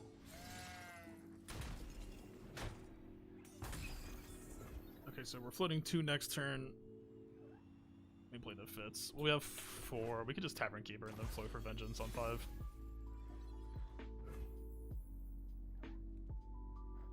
That sounds fine. I mean, we literally have no other play anyway, so. What will you have?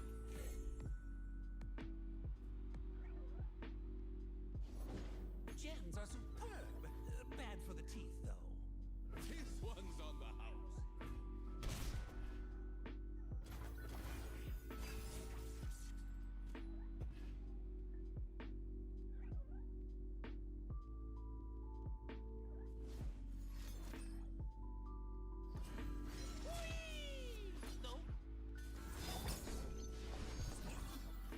He doesn't matter for deny.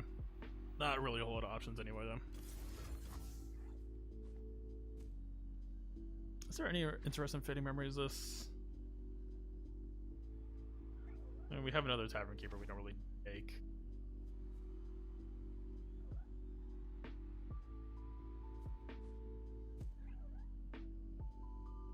Kind of a clunky card.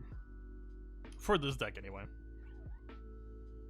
Like, we're never really going to be at a meta point where making an ephemeral one of these would be that good. Aside from just, like, oh, we make 3 gems. For reasons. Alright, well, if he has deny, this is going to be rough.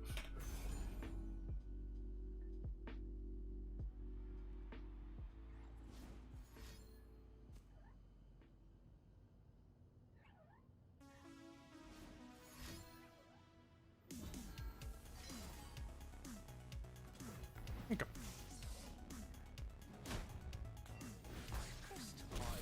My skill is unrivaled. Ashes as well? Yeah, true. But, like, I don't think with the hand we had, there wasn't really much of another call. I mean, maybe we could have bluffed not playing Tavern Keeper, but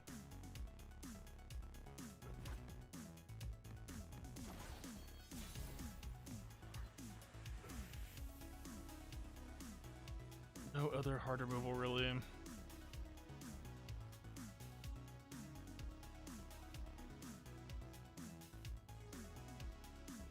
Like, if we draw it, or if you play an Evian now and then manage to draw Harsh Winds, that could be a really good answer. Like, if we play anything, though, he's probably just going to slam Lee. I mean, Lee's not leveled up, but he would at least get a challenger on open attack.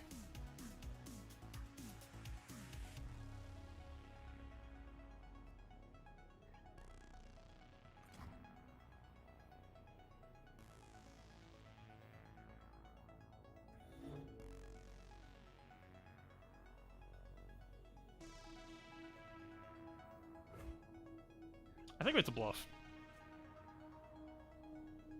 I mean, if we pass, we're taking at, like, 10, which we can survive. If he plays Lee, I think we're just turbo screwed.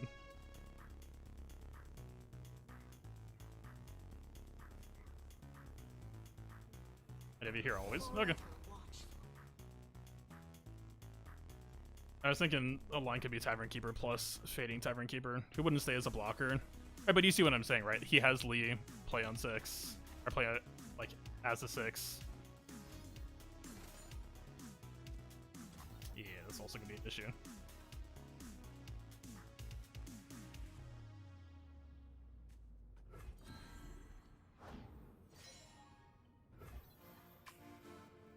I'm assuming not attacking is the play here, though, right?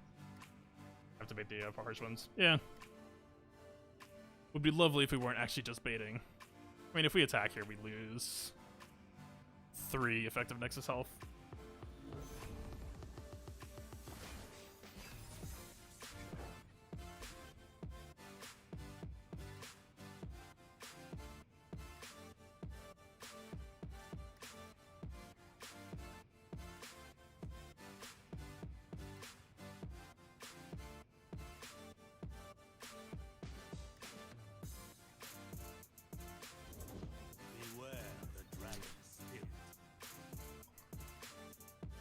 One off.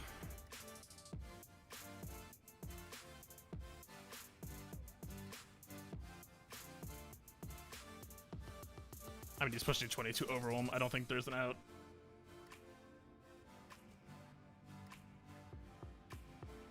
Like, if we had Harsh Winds, it would have been played exactly right now, so.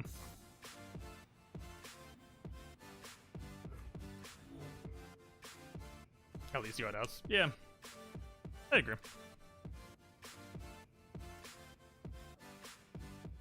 I think we just concede here pretty safely.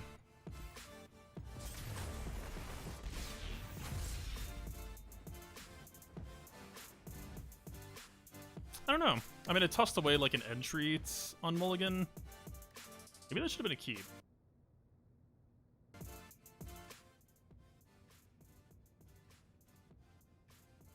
I mean, we toss out a Sentry, not exactly an important card either, but I guess it would have at least been a draw blocker for early Zed.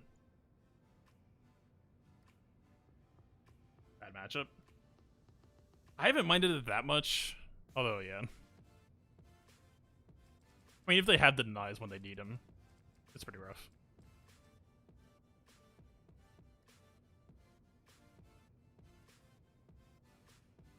Better than K-pop, yeah.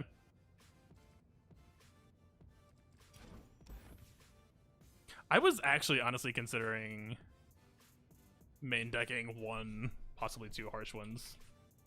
I'm still not sure if I disagree with that. Like, Fading Memories has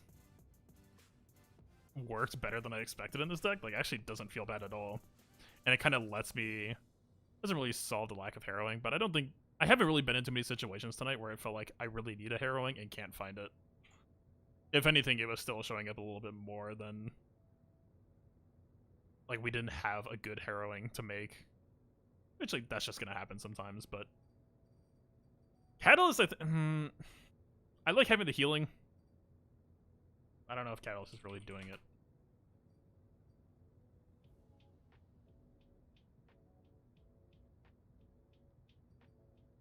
I don't know this list anyway.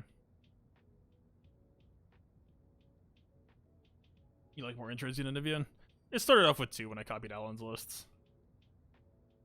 I brought it down to 0, then realized that was a pretty horrible mistake. And 1 has felt okay for the most part. Like, obviously there are some matchups that where you would want, like, that draw harsh wins more than others. I don't know. I don't know what honestly, I would still love to make Crumble a part of this list. It just seems like it'll break way too easily.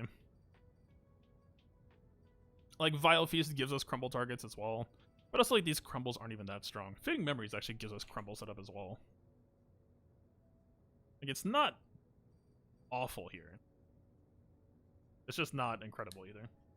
1 Crumble is fine. I mean, 1 Crumble, 1 Harsh actually doesn't sound that bad. It definitely sounds more responsible than a Catalyst.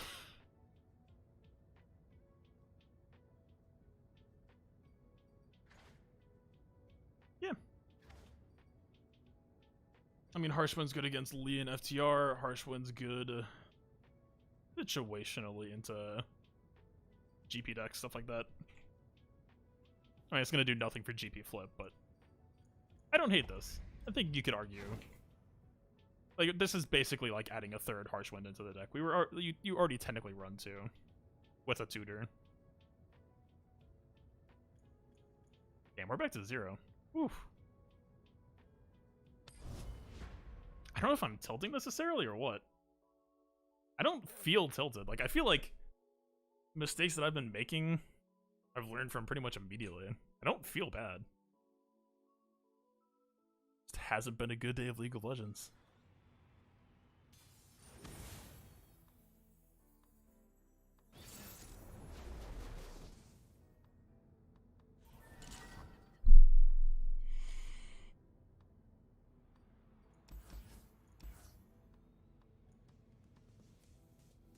Do I actually care to keep a Nivea here? She's not really doing a whole lot. We need to, like, fight for the board first. Get their game plan completely disabled, and then I can feel okay about playing Nivea, I feel like. Because what is she really accomplishing otherwise? Keep it Nivea? Yeah. I don't mind this hand, with the exception that we're playing against Ionian. That part's maybe a little bit funky.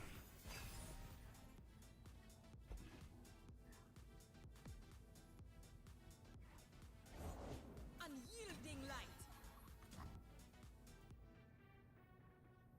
I mean, what's he gonna be curving on 3? If he curves Mentor, I think we pass. Just take the 3. Scorching light. If he plays Mentor next turn, Avalanche is pretty, I think, pretty huge.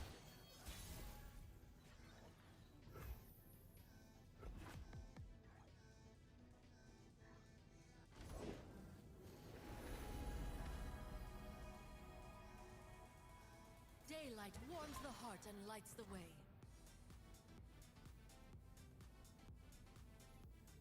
This seems fine for Sentry. House bottom. I don't think we attack here either. You think Avalanche on that? I mean, what? He's like, if he open attacks, we're taking what? 1? With a favorable block that he can't really control for? The dawn has arrived.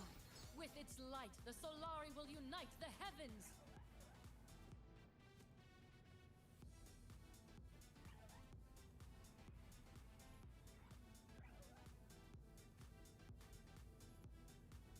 I mean, we have like some crazy play where we could like glimpse avalanche beasts. Or maybe we just avalanche feast. We don't really need to glimpse. Bask in the light's radiance.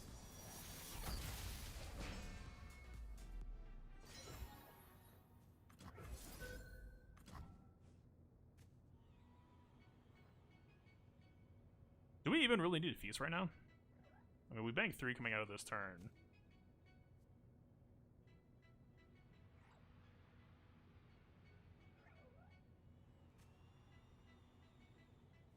I don't know.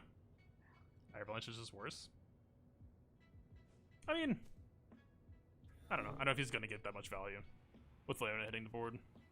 I'm fine just getting the cycle here. I mean, a draw 1, you could do a lot worse than.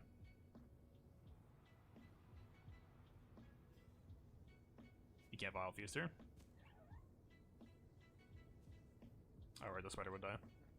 This glimpse doesn't really go punished. We would get an insane amount of cycle, but we wouldn't get vengeance until 6, which would be his attack though. Is this insing? We're 0 mana, or we're 0 LP. He can't punish us.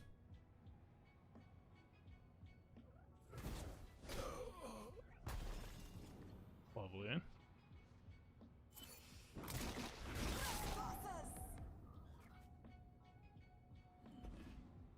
Okay. Feel the sun's glory. So everything she just did is basically undone. If we play Grasp this turn, though, then we set up for lack of. I mean, this could be a Yasuo turn for him.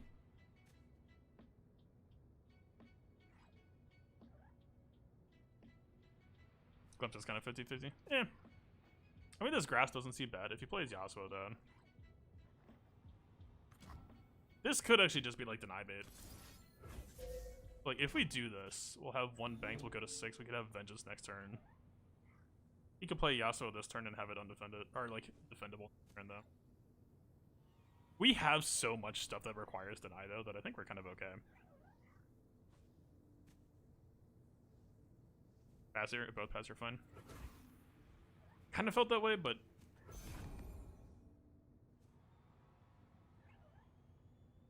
my biggest issue with passing here is next turn. May our light shine forever. Okay, that actually matters too, The divine power of the sun. because now Glimpse isn't even within range. So the thing I was gonna say is if we pass here, then he could play Yasuo plus the 9 next turn. Now she's out of grasp range.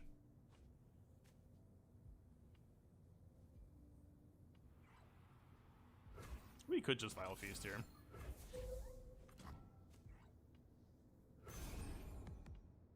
Leona's such a slow character that if he develops anything to try to stun the spider, then we just... Like, if he open attacks, we spider block plus grasp. If he develops, then we just ruin it. Probably. Ours is the one true light.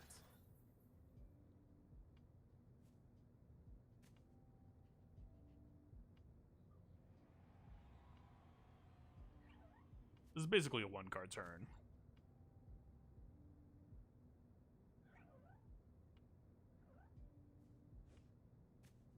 I mean, are we just YOLO ruinating here, I think?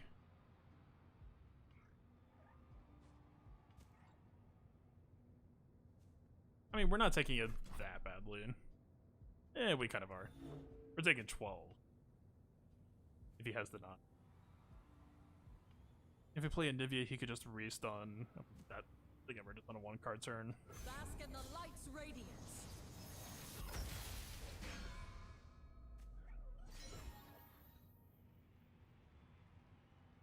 I'm actually not even sure how often Leona Yasuo. It's a Yasuo deck, they've got to be running Deny.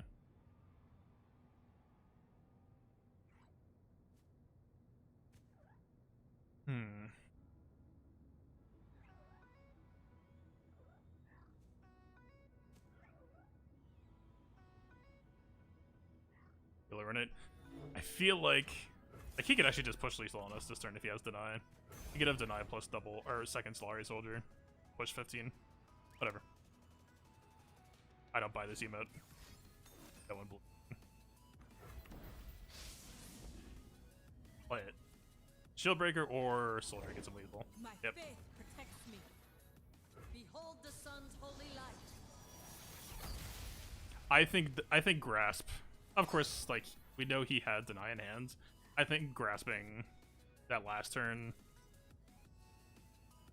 kind of had to be done, right? Because then he couldn't have played Raven like 2 turns ago, whatever it was. He wouldn't have had mana for Raven, and this would have curved out completely differently. We kind of backed ourselves into a corner where that one deny broke us. And of course, like, you know, maybe he has Pale Cascade or any cheaper card to play around it too. That's what it'll work here as well. I think we have 3 left, so 1 Pale wouldn't have done it.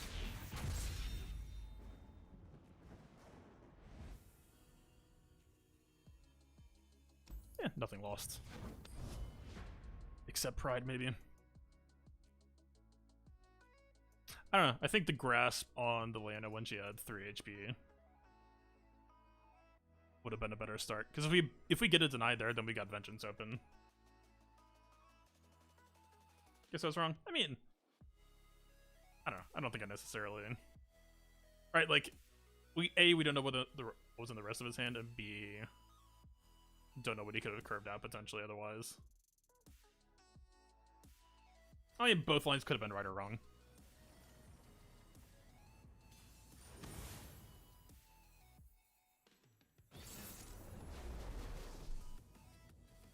I'm really gonna Flotsa Dash. Avalanche can probably matter more often than not. Grasp is a keep. I don't think I mind keeping all of this.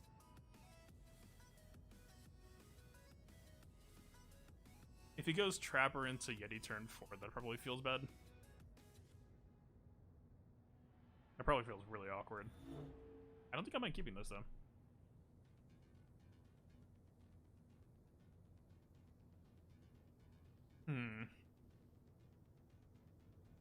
Like, we've got this for Ash. The Avalanche might find targets, might not. Ooh. If we Fading Memory as a Trapper. Maybe you have to search for Ruination. Easy.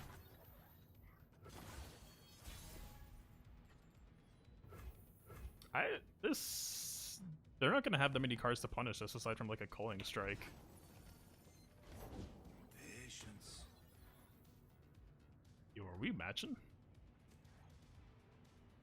don't think I mind that.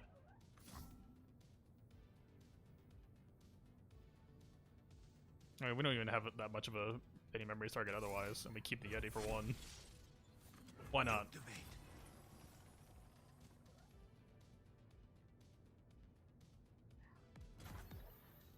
Hot on the trail. Yeah. They walked around. So if he plays Yeti now, okay, that helps. I need just a moment. These old eyes. Pretty nice card to match.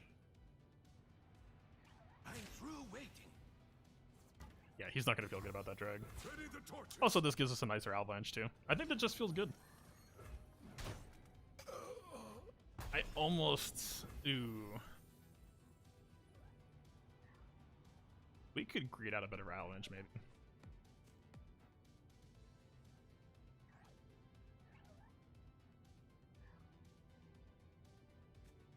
Just greed out my attack. But why?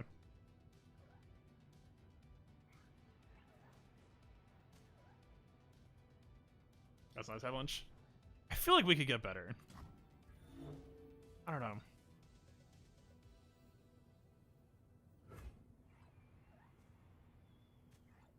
We'll damage our Yeti for 2, but I feel like by developing, we could encourage him to develop more as well.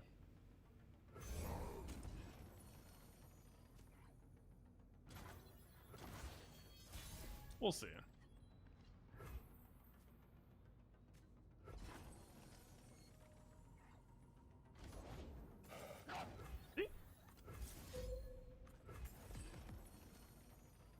I'll take that.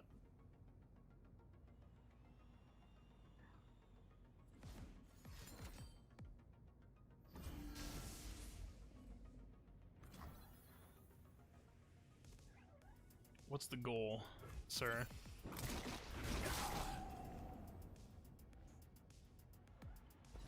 I mean, I guess we don't have a ping in hand yet.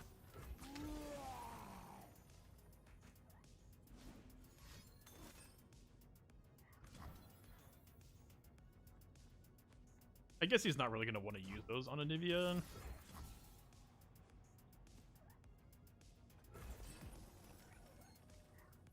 We also could very easily find a ping off of this or the next round draw.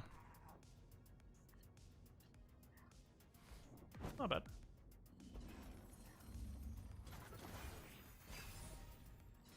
He plays for Assessor, potentially.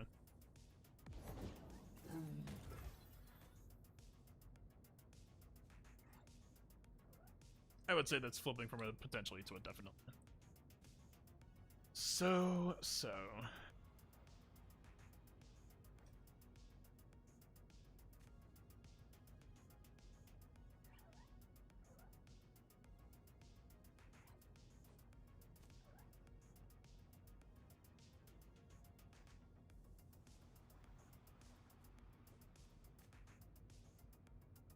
I don't know if we're just supposed to avalanche here, or do we just let him get the cards?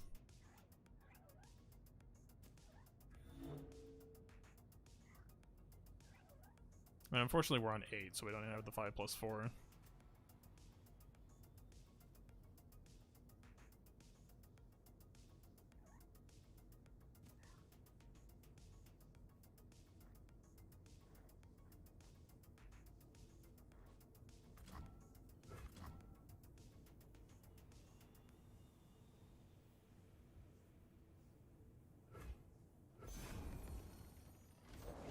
The trap is set. Okay, that's not Assessor.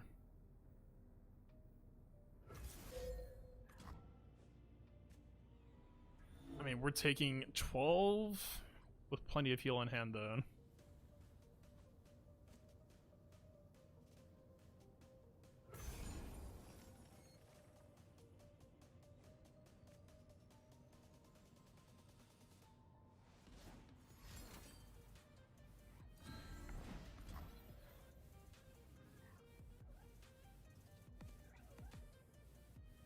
So I guess only safe play would have technically been to grasp Glory Seeker.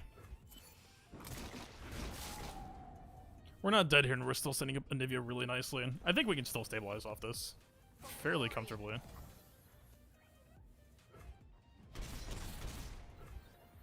Okay, I think we could end treat off of this just to grab the Harsh Winds now.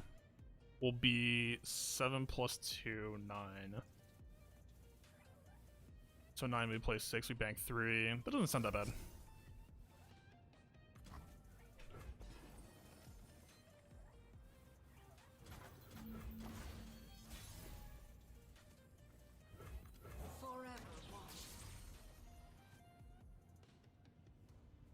Like a Reckoning here, maybe? I bring the storm. He can't do anything like he could have like double Culling Strike to kill the egg this turn. I feel like if he had Culling Strike though, he would have done it the moment we played her. Strike them down. They walked around. Patience. Okay, 3 float will have 11 next turn, so that gives us Harsh +1/5. That's not bad. Reckoning, Culling. He didn't have mana. It can't be.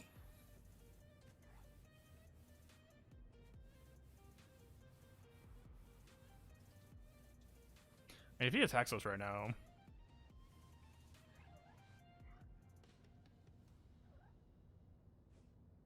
do I want to? If he attacks us right now, we just have Harsh Winds. I feel like he might develop more. I feel like we just wait. That, or we just have Chronicler make 2 blockers. Then we still have Harsh. I mean, what's a huge card he could play this turn? If he has Reckoning, that would actually be fairly bad for us. Well, not really. If we kill Chronicler, we would still have 2 egg blockers. We don't have Harrowing, though, but we'd still stay alive.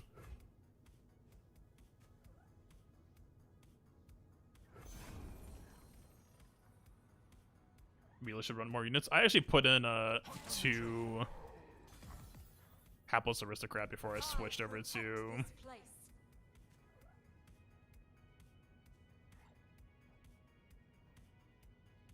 So Anivia is not flipped yet. We could grasp the 3. I feel like we should be saving grasp for Ash, but we do have Vengeance now as hard removal.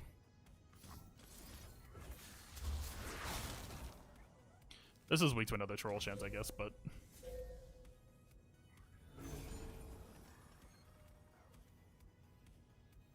I don't know if I should really be playing around a 3rd troll chant. Yeah, it's not bad.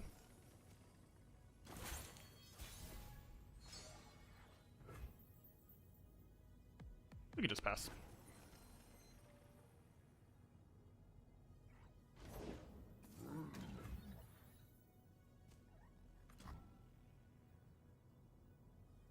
I mean, if he has Reckoning, we'll just be back to 1 Anivia.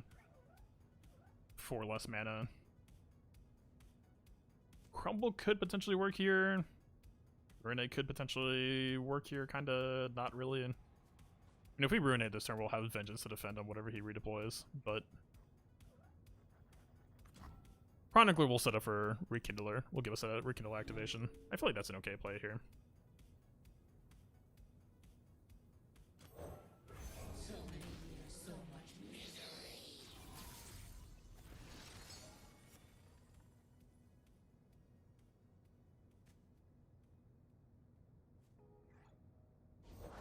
Pain is nothing.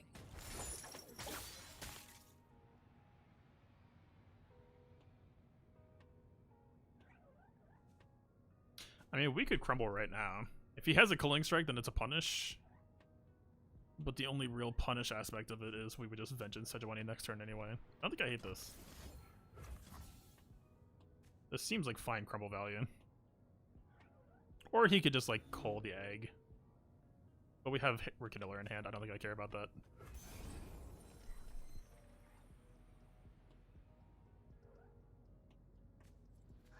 Okay. I don't mind that.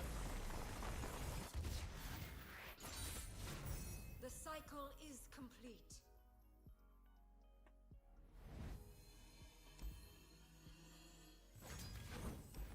Yeah, I mean...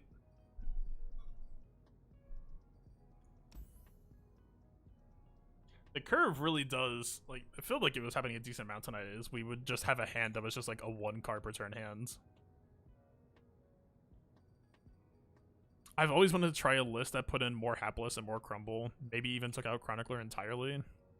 Like, again, I really like having Chronicler while able to threaten Ruin on like 13 mana. I just don't know what cards are really cuttable.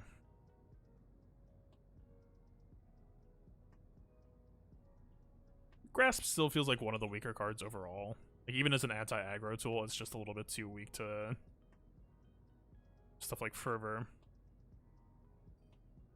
But it feels like there's a bare minimum amount of like healing you would need to run for most decks to feel okay, considering how much potential aggro is flying around.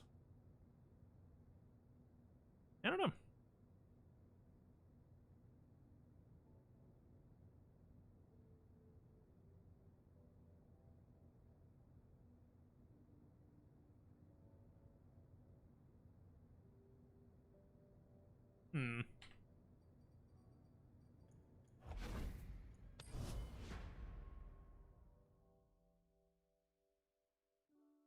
Again.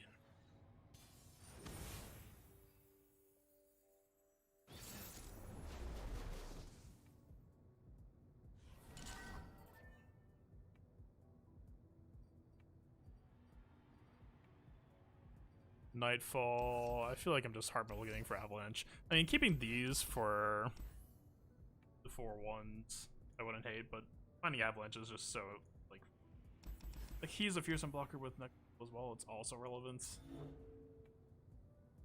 And am I really not going to hard mulligan for Avalanche though? This feels dangerous.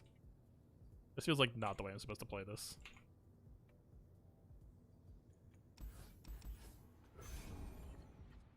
We'll compromise. And by compromise, I guess I just mean find that exact card again. Lunari, rise!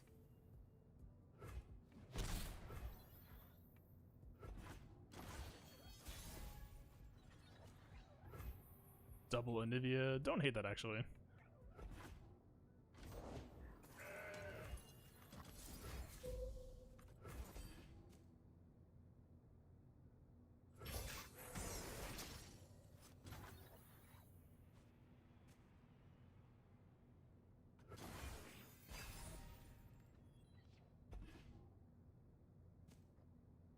Not a bad avalanche. Temperamental as moonlight. 5-3? Or 3-2? If it's 3-2, we're happy.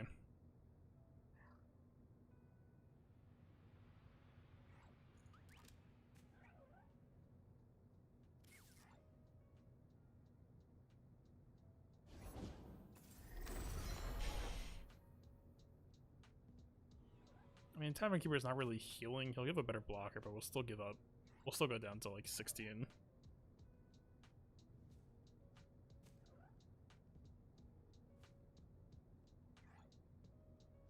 We'll deny him a gem if we avalanche.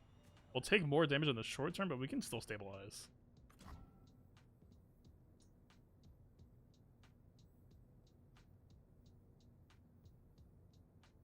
Next turn wasn't really going to have that big of a play anyway.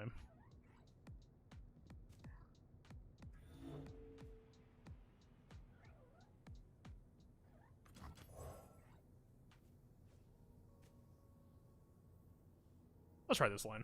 This'll take the chill off. It's our time. I've got meat bigger than you. No responses here. He'll pick up a gem. We'll go to 16, but Who's gonna close up?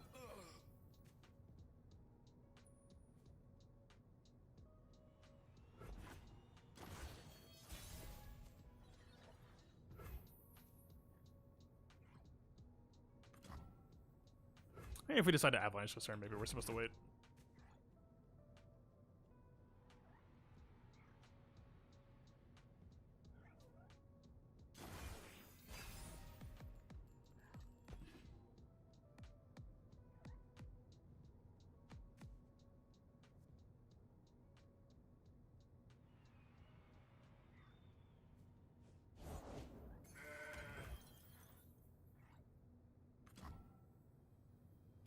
Nothing escapes my watch.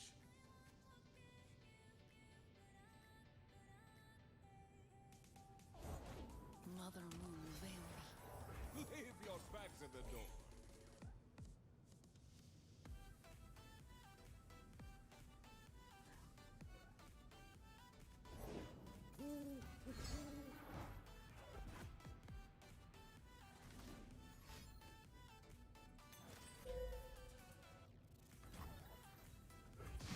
Okay. Light the signal fires.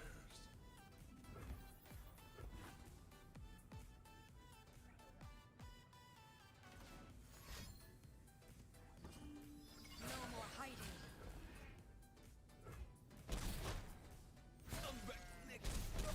I think we just deploy Nivea next turn and feel pretty okay about that. The spirit of winter awakens.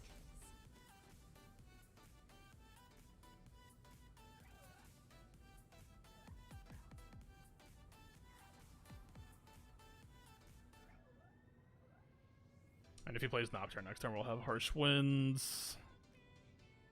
He tries to keep anything alive. He's not going to try to keep any of these alive, but They tried to blind me with resplendence, but they could not break me. Wax or wane, we do not fear change. Meet destiny. pale. You're gonna need more than one pale. I know you won't.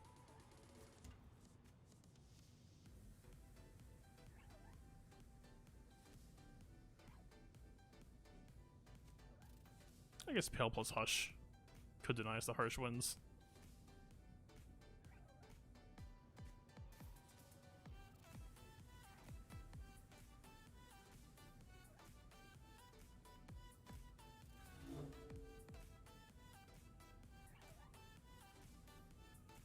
Rend the sky. I think he has pale. He at least definitely has Pale. I'm curious. What makes him so curious?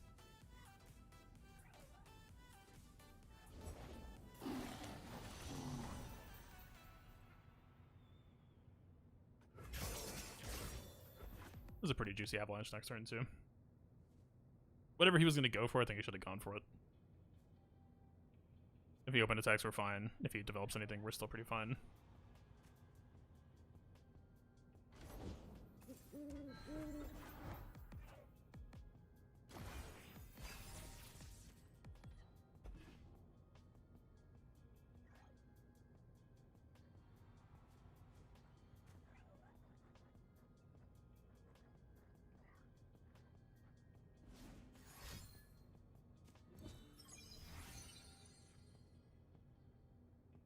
For truth. No more lies. If they play Pale, we're supposed to block Diana here. I protect this place. So what pushes him over the top? I mean, he has 2 cards. He can't realistically cover 6 damage. Double Pale doesn't even get him there.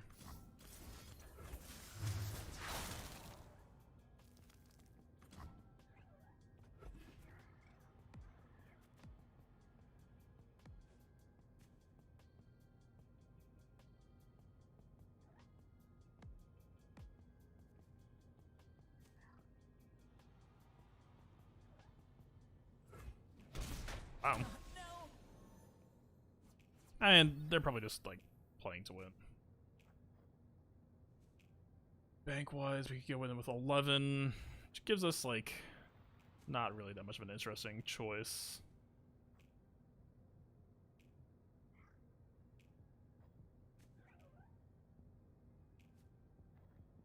We could Tavern Keeper to open up Avalanche.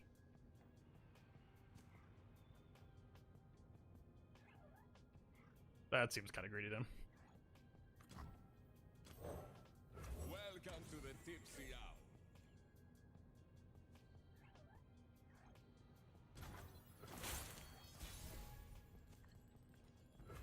Let's soar! This one's on the house.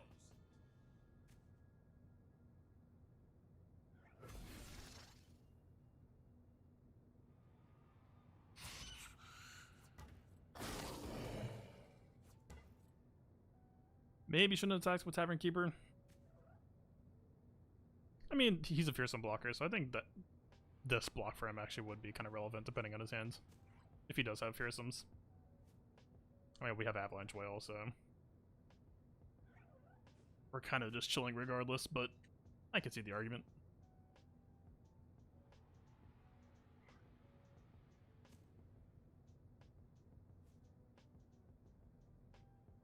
So we basically need to get through his next turn before Nivy becomes the fearsome blocker.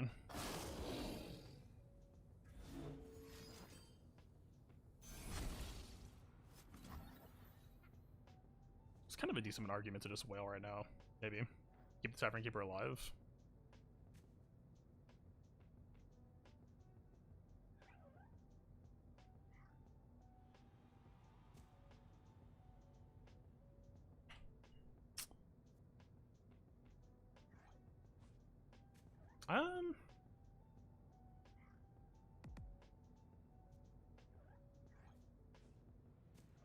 I'm not sure. If he plays 1,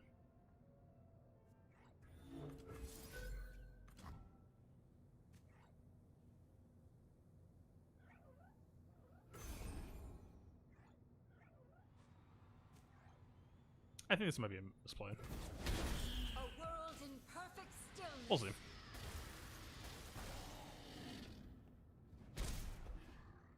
At the very least, he can't threaten non-significant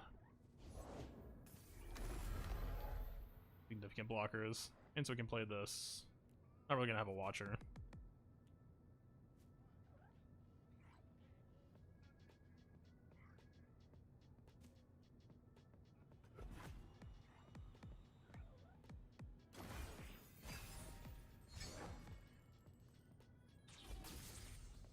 Big draw.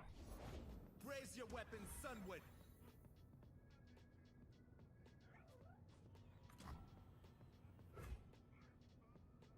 guess, in case of avalanche. He's not really doing anything to us that... Like, he's not one attacker up over us anyway. We don't really need to develop.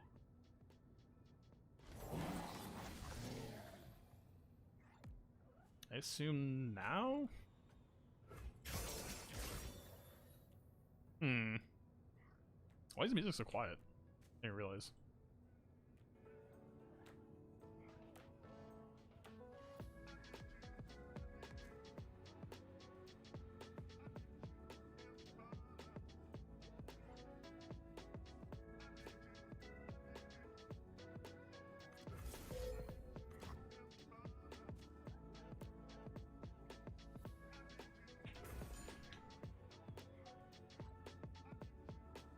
Bury all in snow.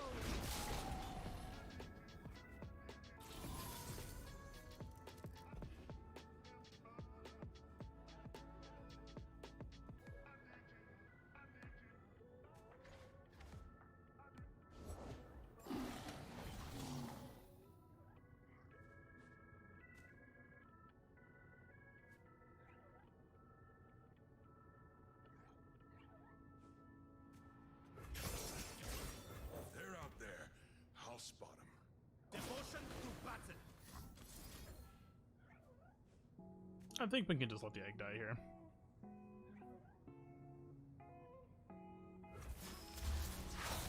Wait, no, we don't. We don't need to. Look up, I'm an idiot. warriors.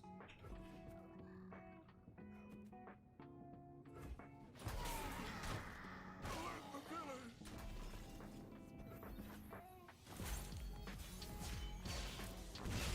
This is our time.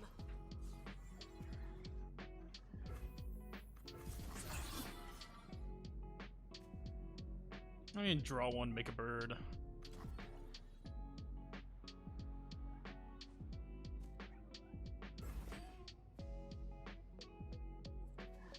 Okay.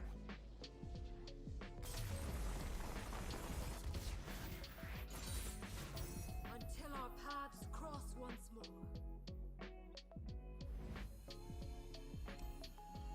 I mean...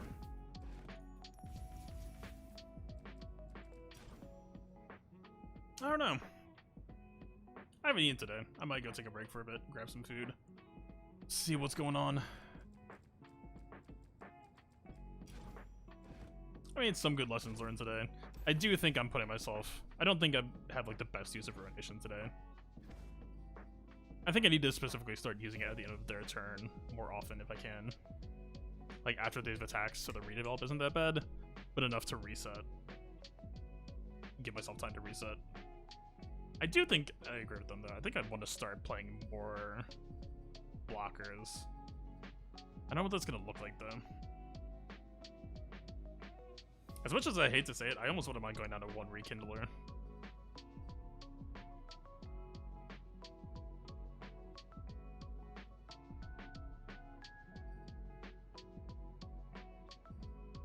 I don't know. We'll see. Alright.